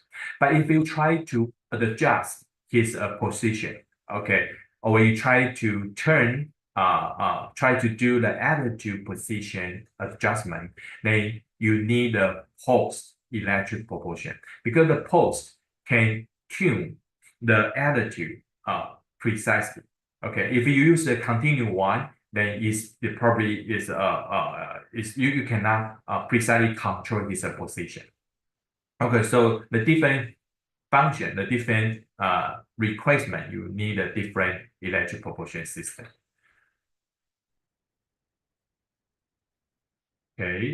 Okay, and this slide shows the kernel of the electric propulsion developing in my lab. I joined the faculty in 2014. So before that, I conduct the combustion science. I do some chemical propulsion. But when I became a faculty, I tried to change my research path. I tried to do something different from my faculty, my advisor. So I joined the electric propulsion. So during these 10 years, I start from a straightforward like the post-plasma thruster to the more sophisticated system like the ion thruster or whole phase thruster. Okay, and I also probably only now is not only one, probably just one of the few faculty conducting the electric propulsion system in Taiwan. Okay, the first one I would like to talk about the post-electric electric propulsion. Okay, the the first one we call is PPT, the post-plasma thruster. And post-plasma thruster is pretty straightforward. You see, they have the two electrons. One is the anode, the other one is a cathode. And we use the propellant is a solid fuel. You can use a plastic, you can use a PNNA, you can use a PTFE. Okay, so and you also need an igniter because this PPT you have to put into the vacuum chamber. So in the vacuum condition, they have no free gas particle between these two electrons. So the dielectric is pretty high. So that means we need the igniter or sparker to produce a free electrons. So when you use the igniter to produce some free electron, you can reduce the dielectric barrier. So the current, ion current, electron current can move from the cathode to the anode through the surface of this propellant, solid propellant. So just like the human got struck by the thunder, so the electron getting to the human body, they also will get the burning mark. Okay, so this propellant also will get a burning mark. So this burning mark will produce some gas phase of the new particle. Okay, the particle they will neutralize. They will a neutral particle, and only probably 10% of the particle is ionized. Okay, so the ionized particle, when you move to the downstream, you will see this is this concept, because these two electrons, they will generate a magnetic field and also this electric field. So the magnetic field and electric field will induce the Lorentz force. So the Lorentz force is push out. So that's why the PBT will generate thrust and point out. Okay, but what the kind of good thing to use the PPT to developing PPT? This is pretty straightforward. Okay, you see the system is not so complicated. Okay, it's not so complicated. Okay, and you can use a gas, solid, or liquid fuel. Okay, and so here is my first prototype of the PPT that was designed by my master student. Is an Indian student, Sunil. And we use the first stage to produce the PPT, and we have our own vacuum chamber, and that one is okay. The thruster is good, but it's not so remarkable. Okay, it's good enough, but it's not remarkable. And the following student, she is French. Okay, so she designed the two stage of the PPT. Okay, because we try to use the second stage to further accelerate the plasma, and we find some interesting result. Okay, that way, but we also find they have the serious short kind of disadvantage. When you operate for a long while, the igniter will be caught by the carbon. The carbon layer will adhere on the igniter. So the igniter will fail to fire, fail to discharge. Okay, so that one, we try to solve this problem. But this is my master student, okay, still in my lab. Then we have the other idea is, can we, the propellant is like plastic. Can we put some metal into the propellant? Okay, so because this student have the chemical engineering background, so they use the PNA and we dope some iron, and we find out, okay, there's they'll have the pretty good thrust. Okay, we can I will show the picture to you later. Okay, here we add the 5, 10, 15, 20% in the weight. Okay, and this is his PPT design. Okay, so this is a propellant, and this propellant is a traditional PNA white. Okay, so you can image that. So that's one can be replaced by the different propellant with a different iron addition. Okay, so we have the case 1 is a traditional PNA, and case 2 to 5 we added a different iron particle. Okay, so here is a result, and this result is a new result, and we're going to publish the paper. Okay, so the case 1 is a traditional one. When we add some iron powder, then you see the overall input speed can increase significantly. Okay, but why they have the 2 color? Because the thrust provided by the PPT actually include 2 mechanisms. One is the electrothermal, because as I mentioned, when the current passing through the solid propellant will be sublinked to the gas phase. Okay, so somehow the ion particle can be heated, and can accelerate, okay, and generate a thrust. So we call it the electrothermal. And the other one is some particle is not neutral particle, it's the ion particle. So the ion particle, they have the electromagnetic force. So electromagnetic force with the electric field, they will generate a Lorentz force. So the pink one, they will be contributed by the Lorentz force. Okay, so why we put the ion particle? Because we try to increase the En part, because iron is more easy to be ionized. Okay, it's easy to get rid of the electron and become the iron particle. Then also the iron particle have the more molecular weight compared to the PNA, the small hydrocarbon particle. So we also can increase in the electrothermal. We also have the significantly increase in the electromagnetics. Okay, and that is this list is shows the performance of our design. Here is the input speed, and here is the efficiency.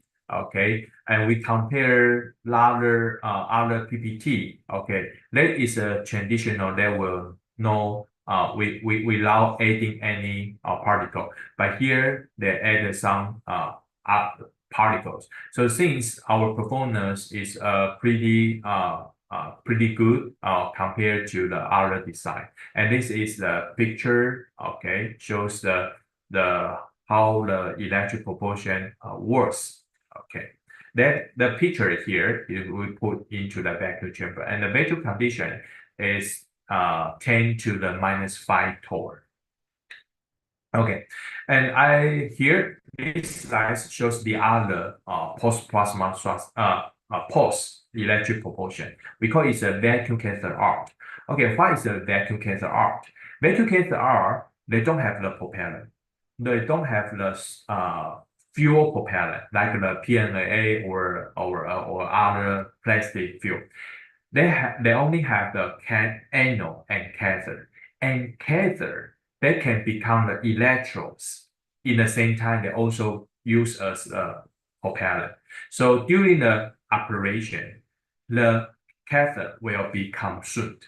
They will be consumed. Okay, because they will produce they like the propellant, they will consume. Okay, so but they have the one problem, because you put it into the vacuum condition. Okay, and you will find out they don't need the igniter, they don't need the sparker, right? So how come he can discharge? Okay, even you get a high voltage difference between the cathode and anode, but you put into the vacuum condition, it's difficult to ignite. So they have the one trick here. There is an insulator. Insulator put in between the cathode and anode, but it's necessary to put a layer of carbon.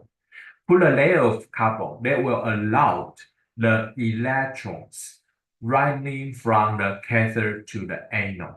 Okay, and during the way, the cathode also will be consumed. Okay, so here is he's my former master student, and here's his first design, the prototype. We use the alumina as the cathode. Anode is the copper. Okay, and in the central part here is the insulator, and you see it's a pretty black because my student used the pencil to draw the carbon on the insulator, but it's not so good because they depending how thickness of your carbon layer. If it's too thin, you only can run the dozens discharging. Okay, you put a vacuum chamber, they probably only 6 or 10 times discharge. All the carbon layer have to evaporate. Okay, but if you put too thick, then the electron will pretty easy moving from the cathode to the anode. Then there will be like the shortcut. Okay, then that will not happen. They will not produce the plasma at all. Okay, so the thickness of the carbon layer is pretty critical to the VACT. Okay, so that is my master student. That was a master student, but now it's a PhD student in my lab. So we proposed a new design. We call it a sandwich design. The sandwich is this is the cathode, this is the anode. In the central part, there was the insulator, but we try to get rid of the carbon layer coating on the top of the electrons and replaced by sandwich structure. The sandwich structure is one layer is a carbon, one layer is an insulator. So we use this way to reduce the shortage or shortcomings of the carbon layer. So I can give you a number. So for my previous design, the different carbon layer, they have the different discharging time, right? So as I mentioned, they could successfully fire for 10 times or 100 times. Okay, but with this new design, they can run the hundreds thousands. Until now, they still can work. Okay, so this idea, we apply the pattern. We got a pattern from Taiwan, from USA. Okay, so and the other one is we have the other idea is, can we use the trigger discharge to induce the main discharge? And these ideas also can, if some discharge fail, we also can use the other pair to compensate this main discharge, and it also works. Okay, and this one we also get the pattern. Okay, and we have these two ideas. So my student, they design a straightforward prototyping to prove the idea is working. Okay, so that is the idea. They use the parallel electron and to prove the concept of the main discharge and the trigger discharge working together, and they have the synergy effect. Okay, so that is a photo he look like. Okay, so we have this idea, then okay, you guys can see here. They have the one layer insulator, one layer carbon. Okay, one and here even this picture is how he looked like after 100,000 discharging. So even you see they have some expansion in the insulator, but it's still worse. It's still worse. Okay, so now we design our new electric propulsion, VAT propulsion, and we put into the 1U. So this is a power circuit designed by, proposed and fabricated by my student, and we have our 1U 1U QB satellite, and this satellite going to launch next year. And if we success, then there will be the first QB satellite with the electric propulsion in Taiwan. Okay, so I cross my finger. I hope everything will go well.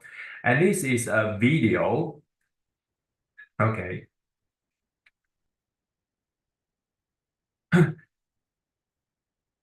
Wow. That probably the internet speed is too low. So I'm not sure can you see. That should be the 10 hertz, but now I cannot see the movie, probably the speed of the internet. Okay, they can run it pretty fast. They can run the 10 hertz, even to the 40 hertz. Okay, and that is a snap photo of the discharging of the vacuum chamber. Okay, and we compare the performance of our design with the others. Okay, and the overall performance is pretty good, okay, compared to others like the USA, Japan, Israel, and South Africa. Okay, here they had the one story, okay, from the Professor Iga in Israel, because he came to my office, okay, and he saw my student design the first prototyping, but that one is pretty straightforward. Okay, it's not, performance is not good. Actually, it's not good. Okay, and I got a comment from him, said, okay, you are doing good, but not so amazing, not so impressive. And he showed his video to me, and he showed the video. When I'm in my first prototyping, we only can run the 1 hertz. Okay, and his video, his design can run the 40 hertz, as I remember, 40 hertz. So I told to my student that I say, if you want to graduate, then you have to design your VAT looking like this, looking like the Professor Eagle. Okay, so that's why my student proposed the two ideas. Okay, now our VAT can run it with 40 hertz. Okay, but that's all the lab scale. But probably you have the question: is any commercial product? Yes, they have the commercial product. You can look at the AIS. AIS, this company established by students. Okay, the students they also something like my student. They have their project. They have their thesis, and he's doing well. Then he established a company. So now they have this product. The fuel is used the bismuth, and how much they cost? They cost 100,000 NT dollars. Okay, you guys can check the currency change. India rupee to NTD dollar is about 0.002. As you guys can Google it. So 100,000 NT dollars, but they only have the ground test. They never do the space test. Okay, if they do the space testing, they have this space flying heritage, then the price will double up or triple up. Okay, and the last PPT design proposed by my PhD student, and he was a master student, and he continued for the PhD program, and he designed this PPT. As I mentioned, the PPT have the problem with the carbon coating on the igniter. So we try to solve this problem. So the Mr. Liu, he replaced the sparker or igniter with a new VAT igniter. Okay, so we call it VAI. VAI is a vacuum cathode arc igniter. Why we use the previous design as an igniter and put into a PPT? As I mentioned, the VAT here, we need a carbon layer, right? We need a carbon layer. So if the carbon will collect on the igniter or on the igniter, that will be great for the spark, for the PPT. So with this concept, we replace the traditional igniter with the VAI, the VAC igniter. Okay, so the idea, we also got a patent in Japan, in Taiwan, and in USA, and this is a circuit design. Okay, and this is a video. Let's put in the vacuum chamber. Okay, and this is a coaxial one. The coaxial one. This is a coaxial one. Okay, so we running the 100,000 times, and it still works. And the performance is pretty good. Even you see they have some carbon coating on the inside surface of the chamber, or even they have some carbon coating on the insulator, but they will not damage to the performance. They still can work. Okay, so kind of a video is a pretty strong. Okay, performance is pretty good. Okay, and but they have the one issue here, because the coaxial one, that, sorry, let me move previous slides. Because the coaxial one, so you cannot kind of constrain the discharging location. Because it's a coaxial one, so the discharging plasma onset or plasma location could be here, could be here, could be anywhere in the surrounding of this electron. So the plasma direction is variable. Okay, so we try to use a new design. The new design is the two electron. We give the apex. Okay, here we put the apex, put the tip here. So we can measure the discharging happen at the apex. Okay, at the apex. So that is a video how he look like. So since all the plasma point is more confined, more constrained. Okay, you guys can see this picture. Compare the previous one. This previous one. Okay, you will see this more diverse, but now that will be more kind of constraint, more confined. Okay, so that is we design the coaxial one, we design the cubic one, we change the electron shape, and then we can get this to combine this plasma point. Okay, so there's something we do, and we also compare our performance with others, like some PPT designed by the NASA and IT. As I remember, it's the Illinois. They also have the Illinois University PPT. So our performance is compatible. Okay, compare there, we're pretty compatible. Okay, and the student also try to do the array. So here there's a one QP satellite. We can put a 4 unit, or we can modulate. So this is modulated. You can, like a Lego, you can build up, pile up. Okay, so if you want to have the high power output, so you can put in array to increase your output. Okay. And they also here, they have some commercial product like CUA. Okay, this is a PPT. They use the fuel is a PTFE. Okay, and the next one, they also you also can find some commercial product selling in internationally. Okay, and the next part is a continued electron propulsion. Okay, so I would like to use this picture and give you some the concept of the continued electron propulsion. Even for the in my lab, we only do the iron thruster and Hall effect thruster. You will see they have the two parts. This is a main thruster. Okay, the main thruster, and this is we call it a neutralizer. There's a plasma point. The plasma point filled with the iron particle. So the iron particle got a positive electrons, positive voltage.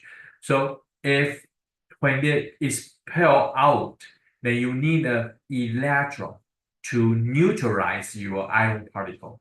Okay, otherwise you will have a lot of the positive iron in the downstream.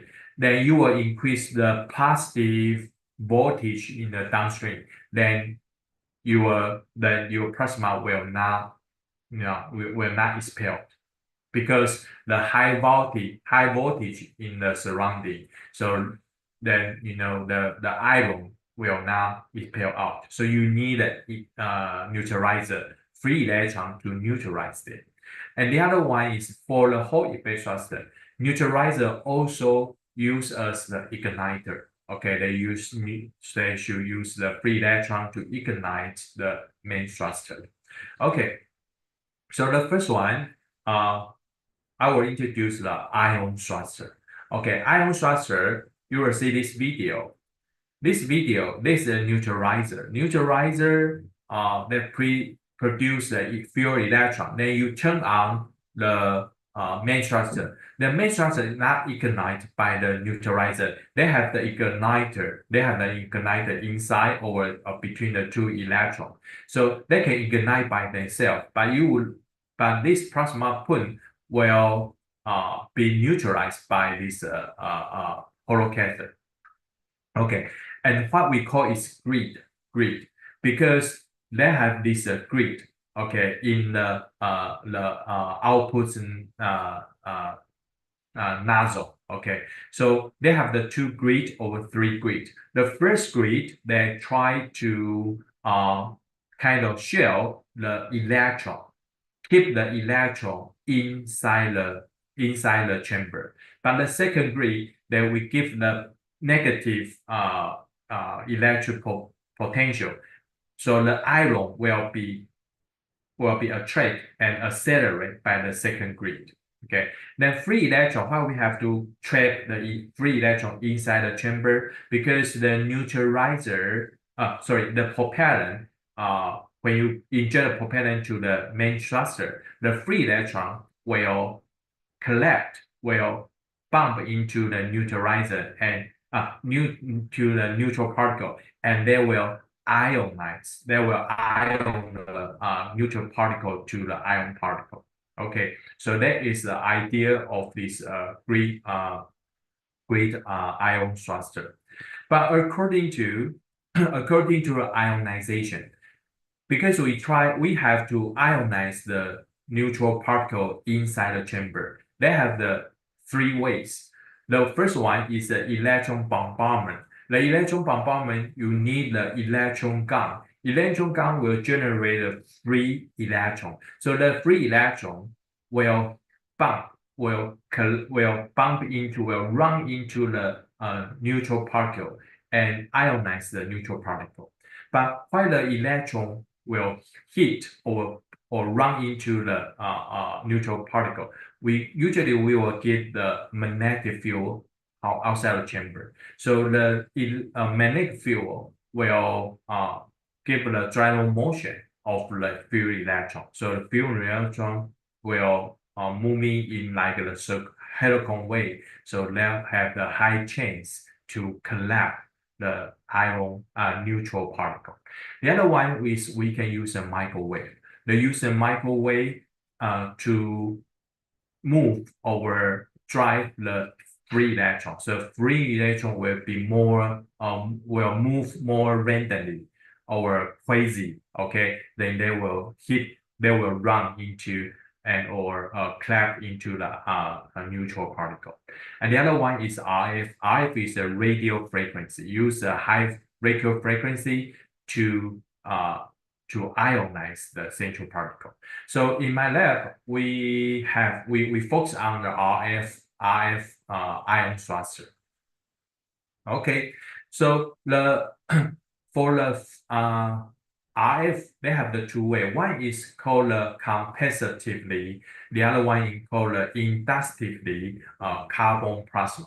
The difference is for the CCP, the two electrons will contain to the plasma twin. Okay, so that means the electron will be polluted by the plasma twin. Okay, but for the ICP, the coil will wire outside of the chamber. So the wire or antenna will not contain to the plasma. Okay, so there will be more, you can secure your antenna or RF coil will not damaged by the plasma or polluted by the plasma. But they have the advance for the CCP. CCP, they will generate more uniform plasma, but that one, they will generate non-uniform plasma. But in our design or in general, people select use the ICP as the RF generator. Okay, so that is the concept for one. So then you can use the gas propeller inject to this chamber, and you have this antenna to generate RF, and you can try to ionize the propellant gas, and ion particle will be trapped by the screen scale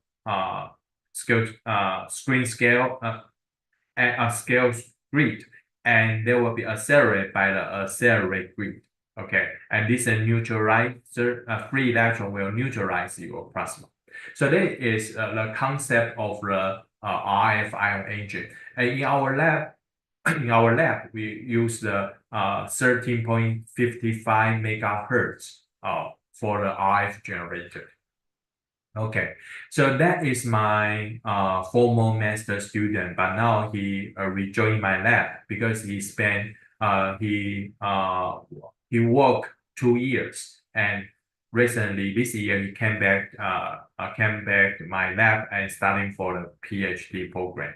Okay, this is first prototyping of our ion engine, and you will see we have this grid, and they have the coil. Okay, this coil we generate RF to the chamber, and next time we don't have the neutralizer. We have no neutralizer, so we use the constant wire to produce a free electron to neutralize the plasma twin.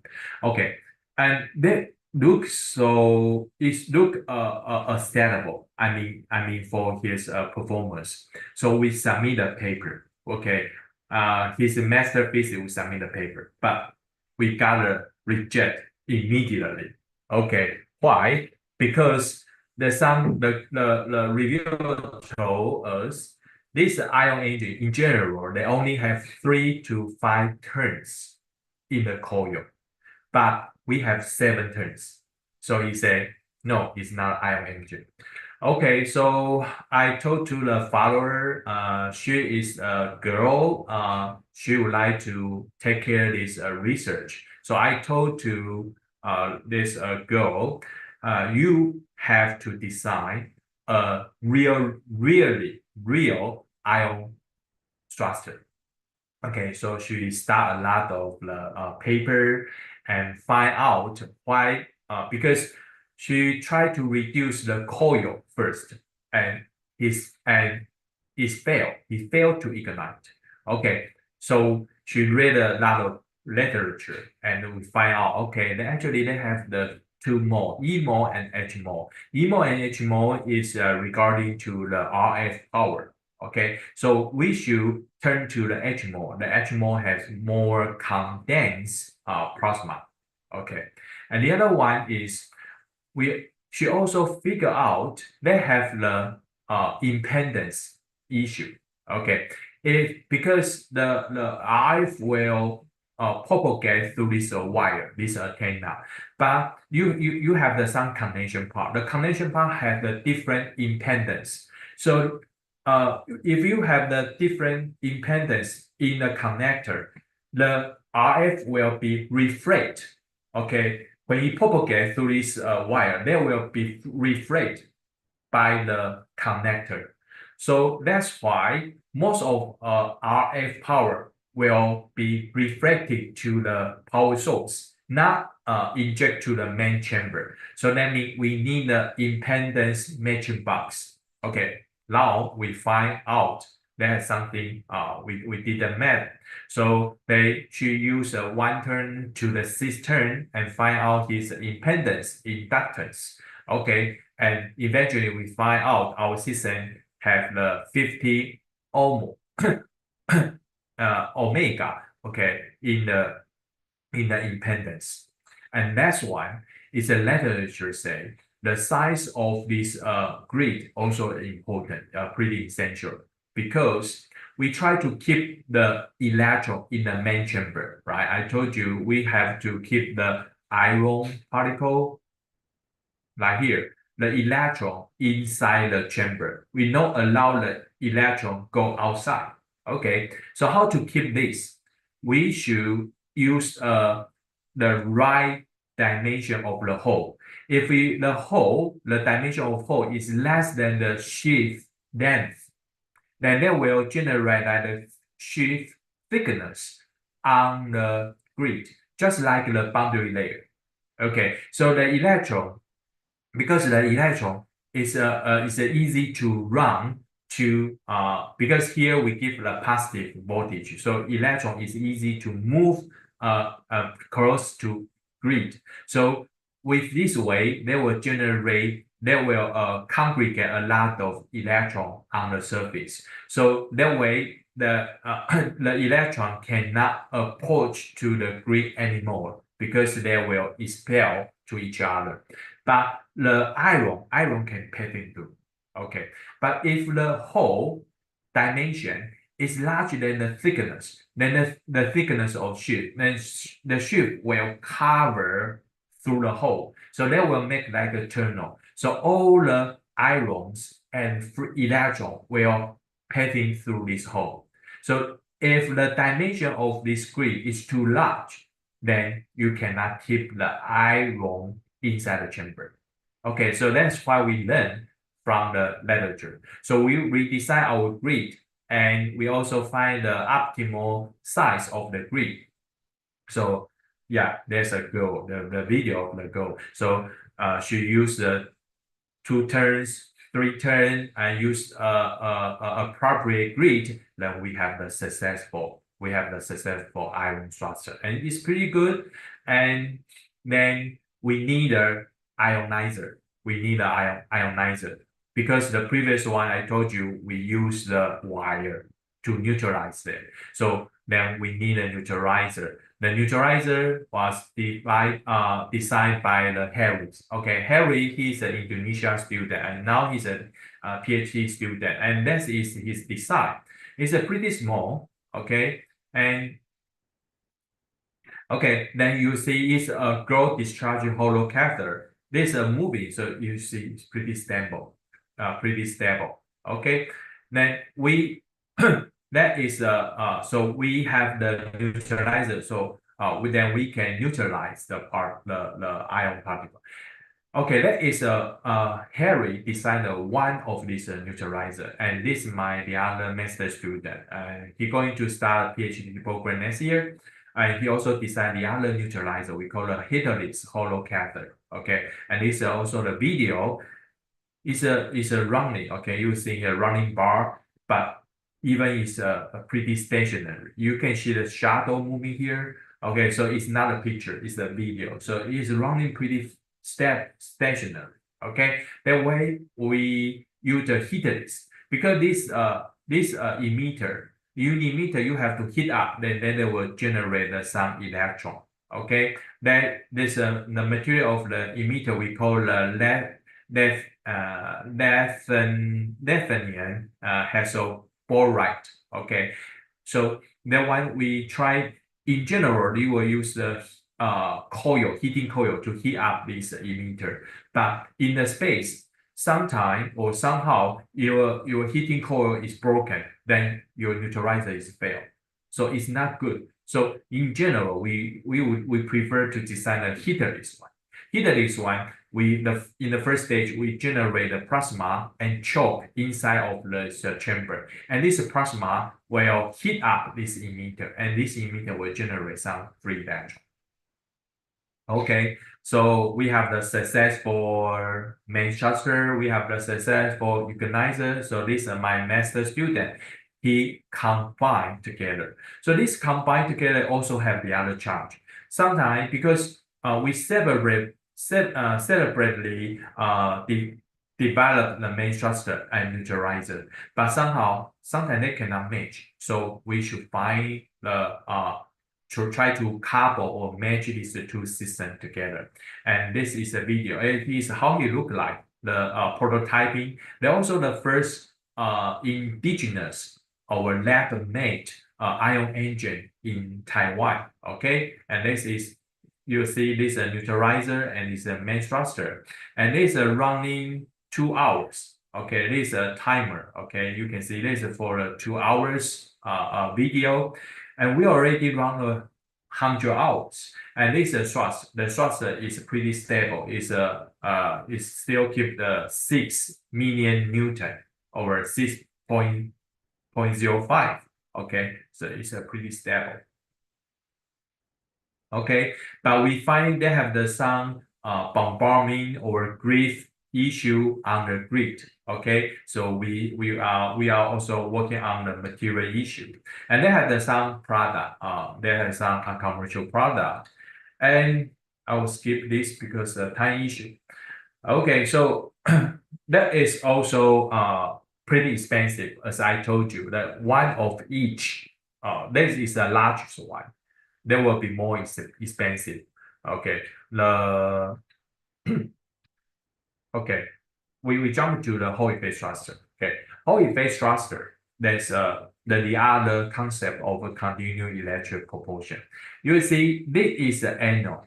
That is a cathode. So the cathode is like a neutralizer. They will produce a free electron. So the free electron will run into the chamber because the anode is here. Okay, so you have the electron field. So the electron will be attracted. Attract to this candle, and outside of the chamber we will put the magnetic coil. So the magnetic coil will generate the magnetic field. Okay, so we see from the front view here. So they have the magnetic field, and you also have the electron field. So here magnetic field and electron field. So the free electron, when you attract into the chamber, and they will generate Lorentz force. Lorentz force is pointing out of the plate. So the electron will be trapped at the central, at the chamber, and they will running gyro motion. Okay, they will gyro motion like this way. They will gyro motion and running along the coil. So they will running here this way. Okay, so you are going to get the electron pool in the central part. Okay, electron pool, and it's running. Okay, surrounding with this main thruster. And when you inject the free electron, the free propellant, for example, argon. When the argon try to passing through this electron pool, they will be heated. They will be heated by the electron, and argon will be ionized. So that's why you will see they have the you will see they have the pretty bright ionized in the central part, because most argon will be ionized by this trapid electron pool. Okay, so here is my student design. This is a neutralizer, and this main structure, and this is we use argon, and this power scale we use we design for the small 50 watt to 250 watt, and thruster. Now we have our design thruster stand. So the thruster measurement is coming up. It is coming up. Okay, and that is a video. Okay, this a PhD student, this a master student. We took this picture in Indonesia. Okay, that's that is put into a vacuum chamber, and that is a 250 watt. This vacuum chamber is the largest one in my lab. Is larger one. The dimension of the chamber is 100 centimeter. Okay, and this is also video because it's too bright. So my student tried to reduce the exposure, the apertures. Okay, so we can see pretty clear here. Then they had a voice by turning down, so they try to increase the current. Okay, increase the current from low current to high current. So when you will see when you increase the current, the plasma pool will synchronously increase, correspondingly increase, and this is a neutralizer. Okay, so neutralizer, you will see they have the a little print here. Okay, so neutralizer will neutralize the plasma pool. Okay, so they're running a different power input. Okay, so for the commercial product, there is a Buzet. Buzet is a famous electric propulsion company. So as I mentioned, that one, the 350 model, they put into the Starlink, and the price is about 36 billion India rupee.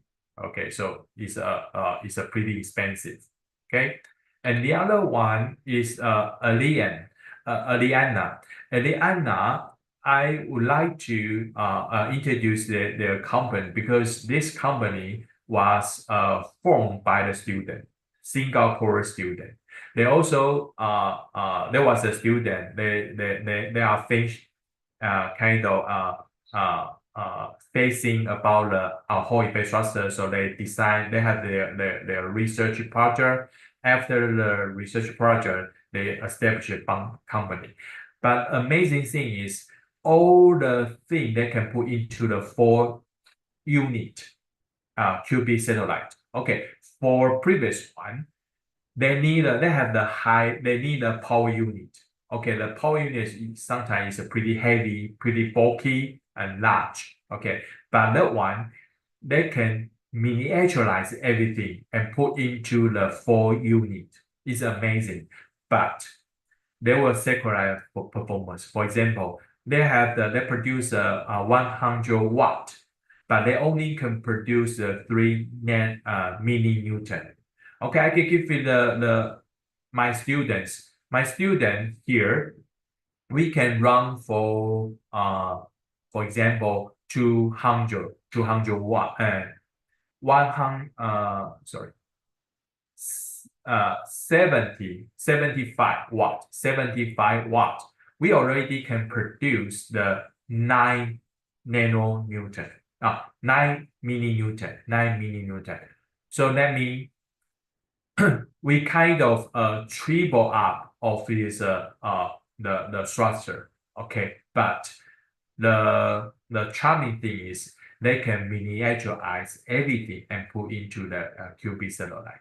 And do you know how much they discharge? Because I met him in the Toulouse in France, because I attend the IEPC International Electric Propulsion Conference in France.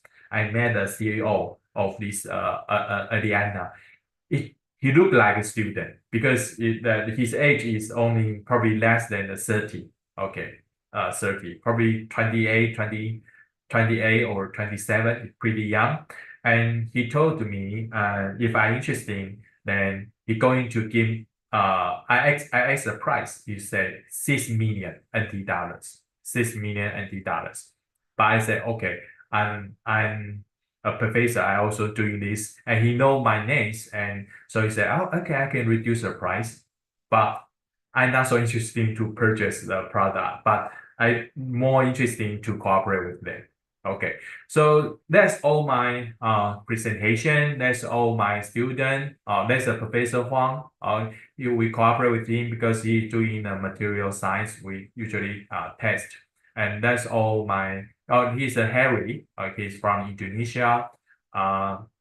There's a student. There's most of half of them working in the electric propulsion. Half of them the left working in the combustion. Okay, science. Okay, if you are interested, you can email me. It's yuhan.li@ncku@gmail, or is ncku Gmail. You also can Google Zip Lab. You also can find my website, the lab website. Okay, so thanks for your listening. Okay, thank you, Professor. You not just give a glimpse, but the whole research about your lab. So Yes. So maybe one question for me: how you decide you will use a correct gas for the ion thruster? Can you repeat the question again? How you choose the correct gas? Yeah, Correct for gas. your, Okay. yeah, for The the ion ion thruster. Okay, they have the one issue. Usually we usually select the argon, krypton. Okay, that's gas because there is a atom. It's not molecular. It's an atom. For example, argon is a one atom. Okay, we now select like the oxygen, nitrogen. Oxygen, nitrogen is a bi-atoms because they have the two atoms. Okay. Why we select the atom as the gas? We select the atom because talking about the energy transmission for the atom, they have the three motions. One is the translation. Okay, translation is a movie, right? Translation.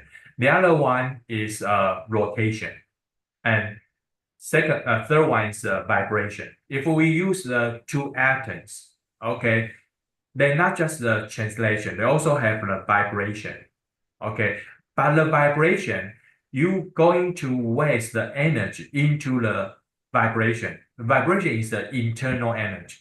So that will not increase his kinetic energy. Okay, kinetic energy only contribute by translation or rotation, but vibration is for the internal energy. So that's why most of the scientists or researchers select the atom as atom gas like argon, krypton, okay, or xenon, okay. But now, because I attend a conference in France, they try to find some molecular fuel, okay, like the hydrogen, even the water, or I forget how hydrogen peroxide. This a molecular gas, because they say the atom gas is too rare on the Earth, and is too expensive. If we can, probably we can sacrifice some performance, but the price will be more cheap. Then they will have more commercial the value. So now they have some lab. They will focus on the molecular gas. Okay, that's a pretty good question because there's some technical issue in the gas selection. Yes. Okay, that's really interesting. So we have two questions in our meeting chat here. The first one is from I Rahul. saw. What is the I advantage? saw the first one is is what the advantage of using Hall effect thruster. Hall effect thruster, they can produce the high power and pretty stable one. And compared to the iron thruster, because the concept iron one was proposed by the European, but the Hall effect thruster, they were proposed over more working in the USA. Okay, so the USA they prefer to use a Hall effect thruster. Why? Because for the iron thruster, for the continuum one, they have the iron thruster and Hall effect thruster. Do you remember the iron thruster that need a grid? The grid have a lot of hole. Okay, so I told you they have some bombardment or correction happen on the grid. So you put a grid in at the axis, somehow you will kind of choke your out gas, or you're going to get some corrosion on the grid. So for the security issue or for the lifespan issue, the iron is not good compared to the Hall effect thruster. Now Hall effect thruster, you see they have no grid at the axis, so there will be more. They can produce more thrust compared to the iron one. Okay, so that's why most of the company select the Hall effect thruster and put into the satellites. Okay, second one is with the material provided another. Okay, ask a question. The effect of the number of insulated layer. Okay, that is how much number of the insulated layer on the performance of is a good issue here, but my PhD student working on this. Okay, so the first thing we have to kind of quantitatively control the layer, because this according to the fabrication process. Now we still find a way. We use a spray way to control the thickness of the insulator and copper layer. Okay, but my student told me, but I have no data here. They tried a different layer, and he told me the performance is kind of irrelevant to the layer of this sandwich structure of the insulator. Okay, but how irrelevant, I have no data now, but if you're interested that I can find I can ask my student provide the data to me. That's as I know, the layer of the insulator or carbon layer is irrelevant to the performance yet. Okay. Okay. So we don't have any question in the chat. Maybe anyone who will have a question, please raise your hand.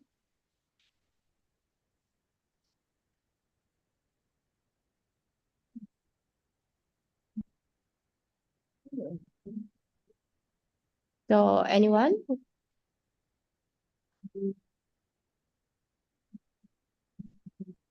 Yes, Can I have a Mr. question? Jody.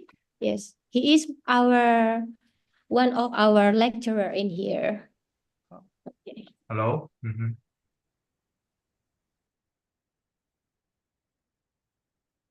Please unmute first. I'm sorry. Yeah.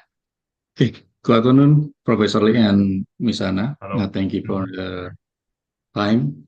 Let me ask something.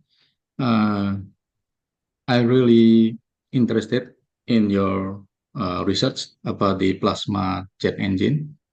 Can you elaborate about have you heard before about the air-breathing plasma engine, Professor? Yeah, Yeah, yes. because in your presentation is on all is about the iron and air propulsion. How about the air breathing plasma engine that we know that this thruster use atmospheric air as a propellant, ionizing the particle to generate the thrust. So we will have the what is called it the propellant, and we can eliminate the need for onboard propellant storage. So we reduce spacecraft mass and launch costs. Actually, can you elaborate more about this research in air breathing plasma engine? Okay, thank you, Professor. Okay, it is the other category. Okay, so for the air breathing plasma or ion engine, that's usually run below the 200 kilometer, because in that in that altitude they still have some gas like the oxygen or oxygen atom or oxygen molecule. So actually they don't need to have the propellant storing tank. They can just call the air breathing. That means the propellant can be extracted from the out of the ambient. And so now I'm not doing this because that one they usually use for the hypersonic vehicle. Okay, like the missile. Okay, if you have the running like the high speed more than 5 Mach number, or the one they usually use air breathing ion thruster. That is a good topic, but I also this a topic also in my future research list, but now I'm not working on this because you need like the higher wind tunnel. Yeah. Okay. Yeah, they will produce. They usually use this way the plasma to stabilize the reaction zone. Yeah. But in my comment, it's a good topic. It's a really good topic, and as I know, there's a lot of there also the other group working on this, and they have the future application. For example, you will see that they have the some tycoon. They flew to the space for the entertainment, right? That is probably 2 or 3 years ago. Okay, so they also have the one concept is they try to build up the rocky flight. I think you probably heard the rocky flight. So for from Taipei to New York. Okay, in general, if you take a flight, he will take 14 hours. But if you take a space flight or a rocky flight, they will fly to the space and back to the Earth. Then from Taipei to New York only takes 1 hour. And for the vehicle, they're going to use the air breathing ion thruster. They will use the concept you just mentioned, that one. So they still I know there are the other group working on this topic. It's a good topic. But if you are interested, I also encourage you can work on this topic. It's a good one. Okay. Yes, thank you, sir, for the explanation. I think it's enough. Thank you, Miss Anna. Thank you, Professor Lee. We have another question here from Rangga Mawijaya. He is one of our students here. Please, your question. Before that, thank you for the chance to ask a question. It is quite a privilege. My name is Rangga Mawijaya, also known as Rangga, and I'm an aerospace graduate from this institute, which is Adisito Institute of Aerospace Technology. And I have a question regarding the possibility of scaling up the thrust produced by electric thrusters. Like, can we scale the technology to the point of its being possible to implement into conventional aircrafts, as we know that the technology offers like a huge advantage in efficiency compared to current chemical-based jets? Or if it's not possible, what sort of breakthrough needed to make it possible? As it might be one of the way to decarbonize aerospace industries, besides using electric motors. That would be 2 questions. Thank you so much. Okay, so you are talking about try to scale up the electric propulsion, but compared to the cryo, you mean the cryo-oxygen rocket? Compared to chemical-based jets Oh. into Chemical. yes. Okay, so chemical one, they usually can produce a higher thrust. So if you try to get rid of the gravity, they still need to use the chemical. Okay, but for the when you get rid of the gravity, then they will tend to like use electric propulsion. So I will encourage you can search the project or the project. The name is Moongate in USA. Okay, in the Moongate, they're going to use the electric propulsion as the main structure for all the vehicles. So that one that can electric propulsion can scale up for definitely. Okay, even they have the other electric propulsion called PND or MPDI. I forgot the whole name. MPDI. That you can search for that. That can generate high power. Even can use put into the people carrying vehicle. Okay, but in my lab I'm not doing this because they need a more large vacuum chamber, more power. If you know, in my lab, the power consumption is a big issue, so I'm not running for the MPDI. The other ones, as I know, some faculty doing the fusion. Okay, fusion thruster, but it's still in the concept. They don't have the prototyping yet. So that is the two electric propulsion. I mean the two candidates of electric propulsion appropriate to the scale up. Yeah. I hope I answered your question. Thank you so much for the answers, Professor. It is quite a privilege. Thank you. Okay, thank you for your question. So we have one last question from Resar Chakrajuan, which is our student too. Please, Resar, your question. First time, hello, Mr. Liu Heng and my lecturer Elizabeth Anna. My name is Rizal Cakrajuan Bete, and I'm studying in the Adiscipto Aerospace Technology Institute, majoring in aerospace engineering. That's it's a great material, Mr. Liu Heng, and I have a question about propulsion. Maybe you can explain it how heat recovery system can be integrated with propulsion unit in the aviation industry to improve overall system efficiency. Okay, I didn't get your question. Sorry, can you repeat again? Yeah, of course. This is a good material, Mr. Liu Heng. I have a question about propulsion. Maybe you can explain it how exhaust heat recovery system can be integrated with the Recovery propulsion. system.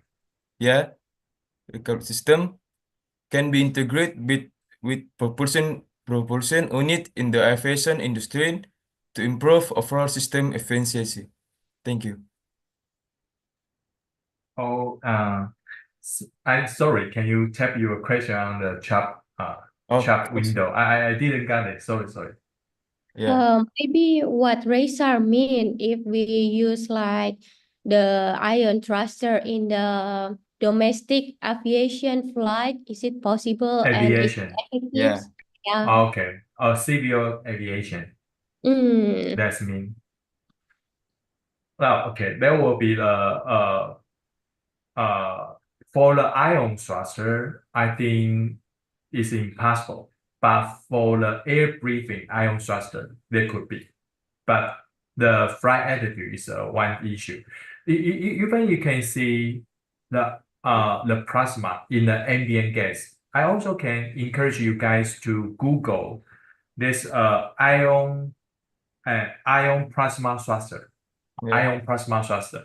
You will find a lot of fancy design, but their proportion is pretty low. Okay, I can type in the chat window ion plasma thruster. Okay. They were generate power by ion wind. Yes. Ion wind, but they're only for the toy. That's for the fun. But if you try to replace the civil aviation, it's a far-fetched. Yeah, unfortunately, it's a far-fetched. Yeah. Okay. Because the plasma is because the ambient has a lot of free particle. Yeah. So they cannot sustain a condensed plasma in the ambient condition. Yeah. Okay, thank you so much, Mr. Liu Heng, for sure. Okay.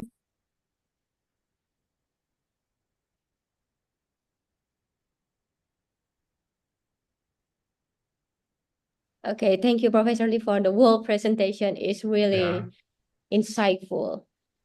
So you. I will give the time back to Miss Maria, our MC. Thank you, Miss Maria. Okay, so please give. Yeah, okay, so please give virtual applause to Prof. Lee for the awesome sharing and also the discussion. Thank you, Prof. Lee. And we want to take a moment to express our sincere gratitude for your dedication and also support to this conference by giving you the token appreciation. So this token appreciation is proudly present to Prof. Hyo-Heng Lee.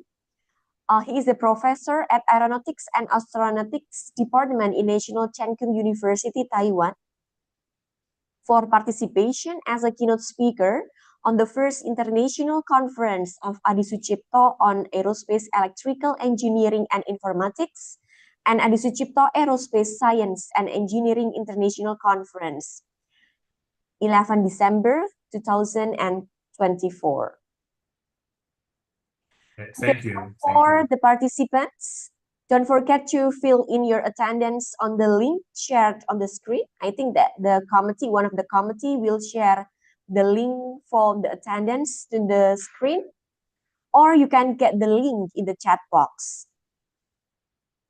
And I'm going to remind you for the presentation schedule and also for the Zoom room can be seen on the screen. Yeah, later on the committee will share the Zoom room on the screen. And we are going to have 2 parallel sessions, which are parallel session before the break and the parallel session after the break. And please, all the presenters and the participants, check again the schedule that we have provided in the program book. Okay. Yeah, so this is the breakout room. Another information. So you have to fill in the attendance list again while you are in a parallel session. So you're going to fill in 2 attendance, the first one in the main session, and the second one when you join for the parallel session. Okay, so ladies and gentlemen, we have come to the end of this keynote speaker session, which is very enlightening and also really informative discussion. I hope that all of you have enjoyed and benefited from the presentations and discussion for our distinguished speakers and guests. And I would like to thank them once again for their valuable contributions for making this conference a success. Yet once again, I'm going to remind you the things need to be considered by the presenters and also the participants in this international conference. Number of the rooms and also name of the moderator can be checked in the program book, or you can see in this screen. So we have 11 rooms, and the presenters' schedules in each room have been shared by email. But if you can't get it, please check again on the link on this right side from the screen. And we also have 11 rooms like shared on the screen here. And again, we have 2 parallel sessions before and after the break. So please make sure that you don't enter the wrong one. And the things that you have to remember, you have to fill in the attendance and the presentation are mandatory.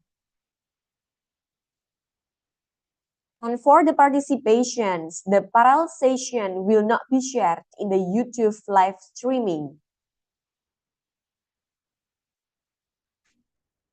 And the information for all the authors are required to attend and present their articles because they will be recorded as a proof of attendance and presentation to the proceedings publisher.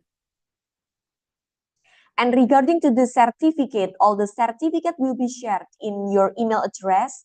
The maximum time is 14 days after this conference.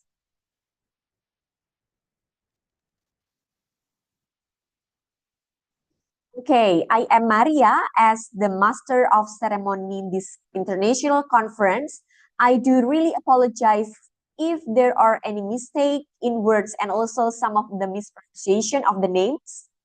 And because Mrs. Rindu gave you pantun or rhymes, yeah, in English, then I also want to give you rhymes to end this session.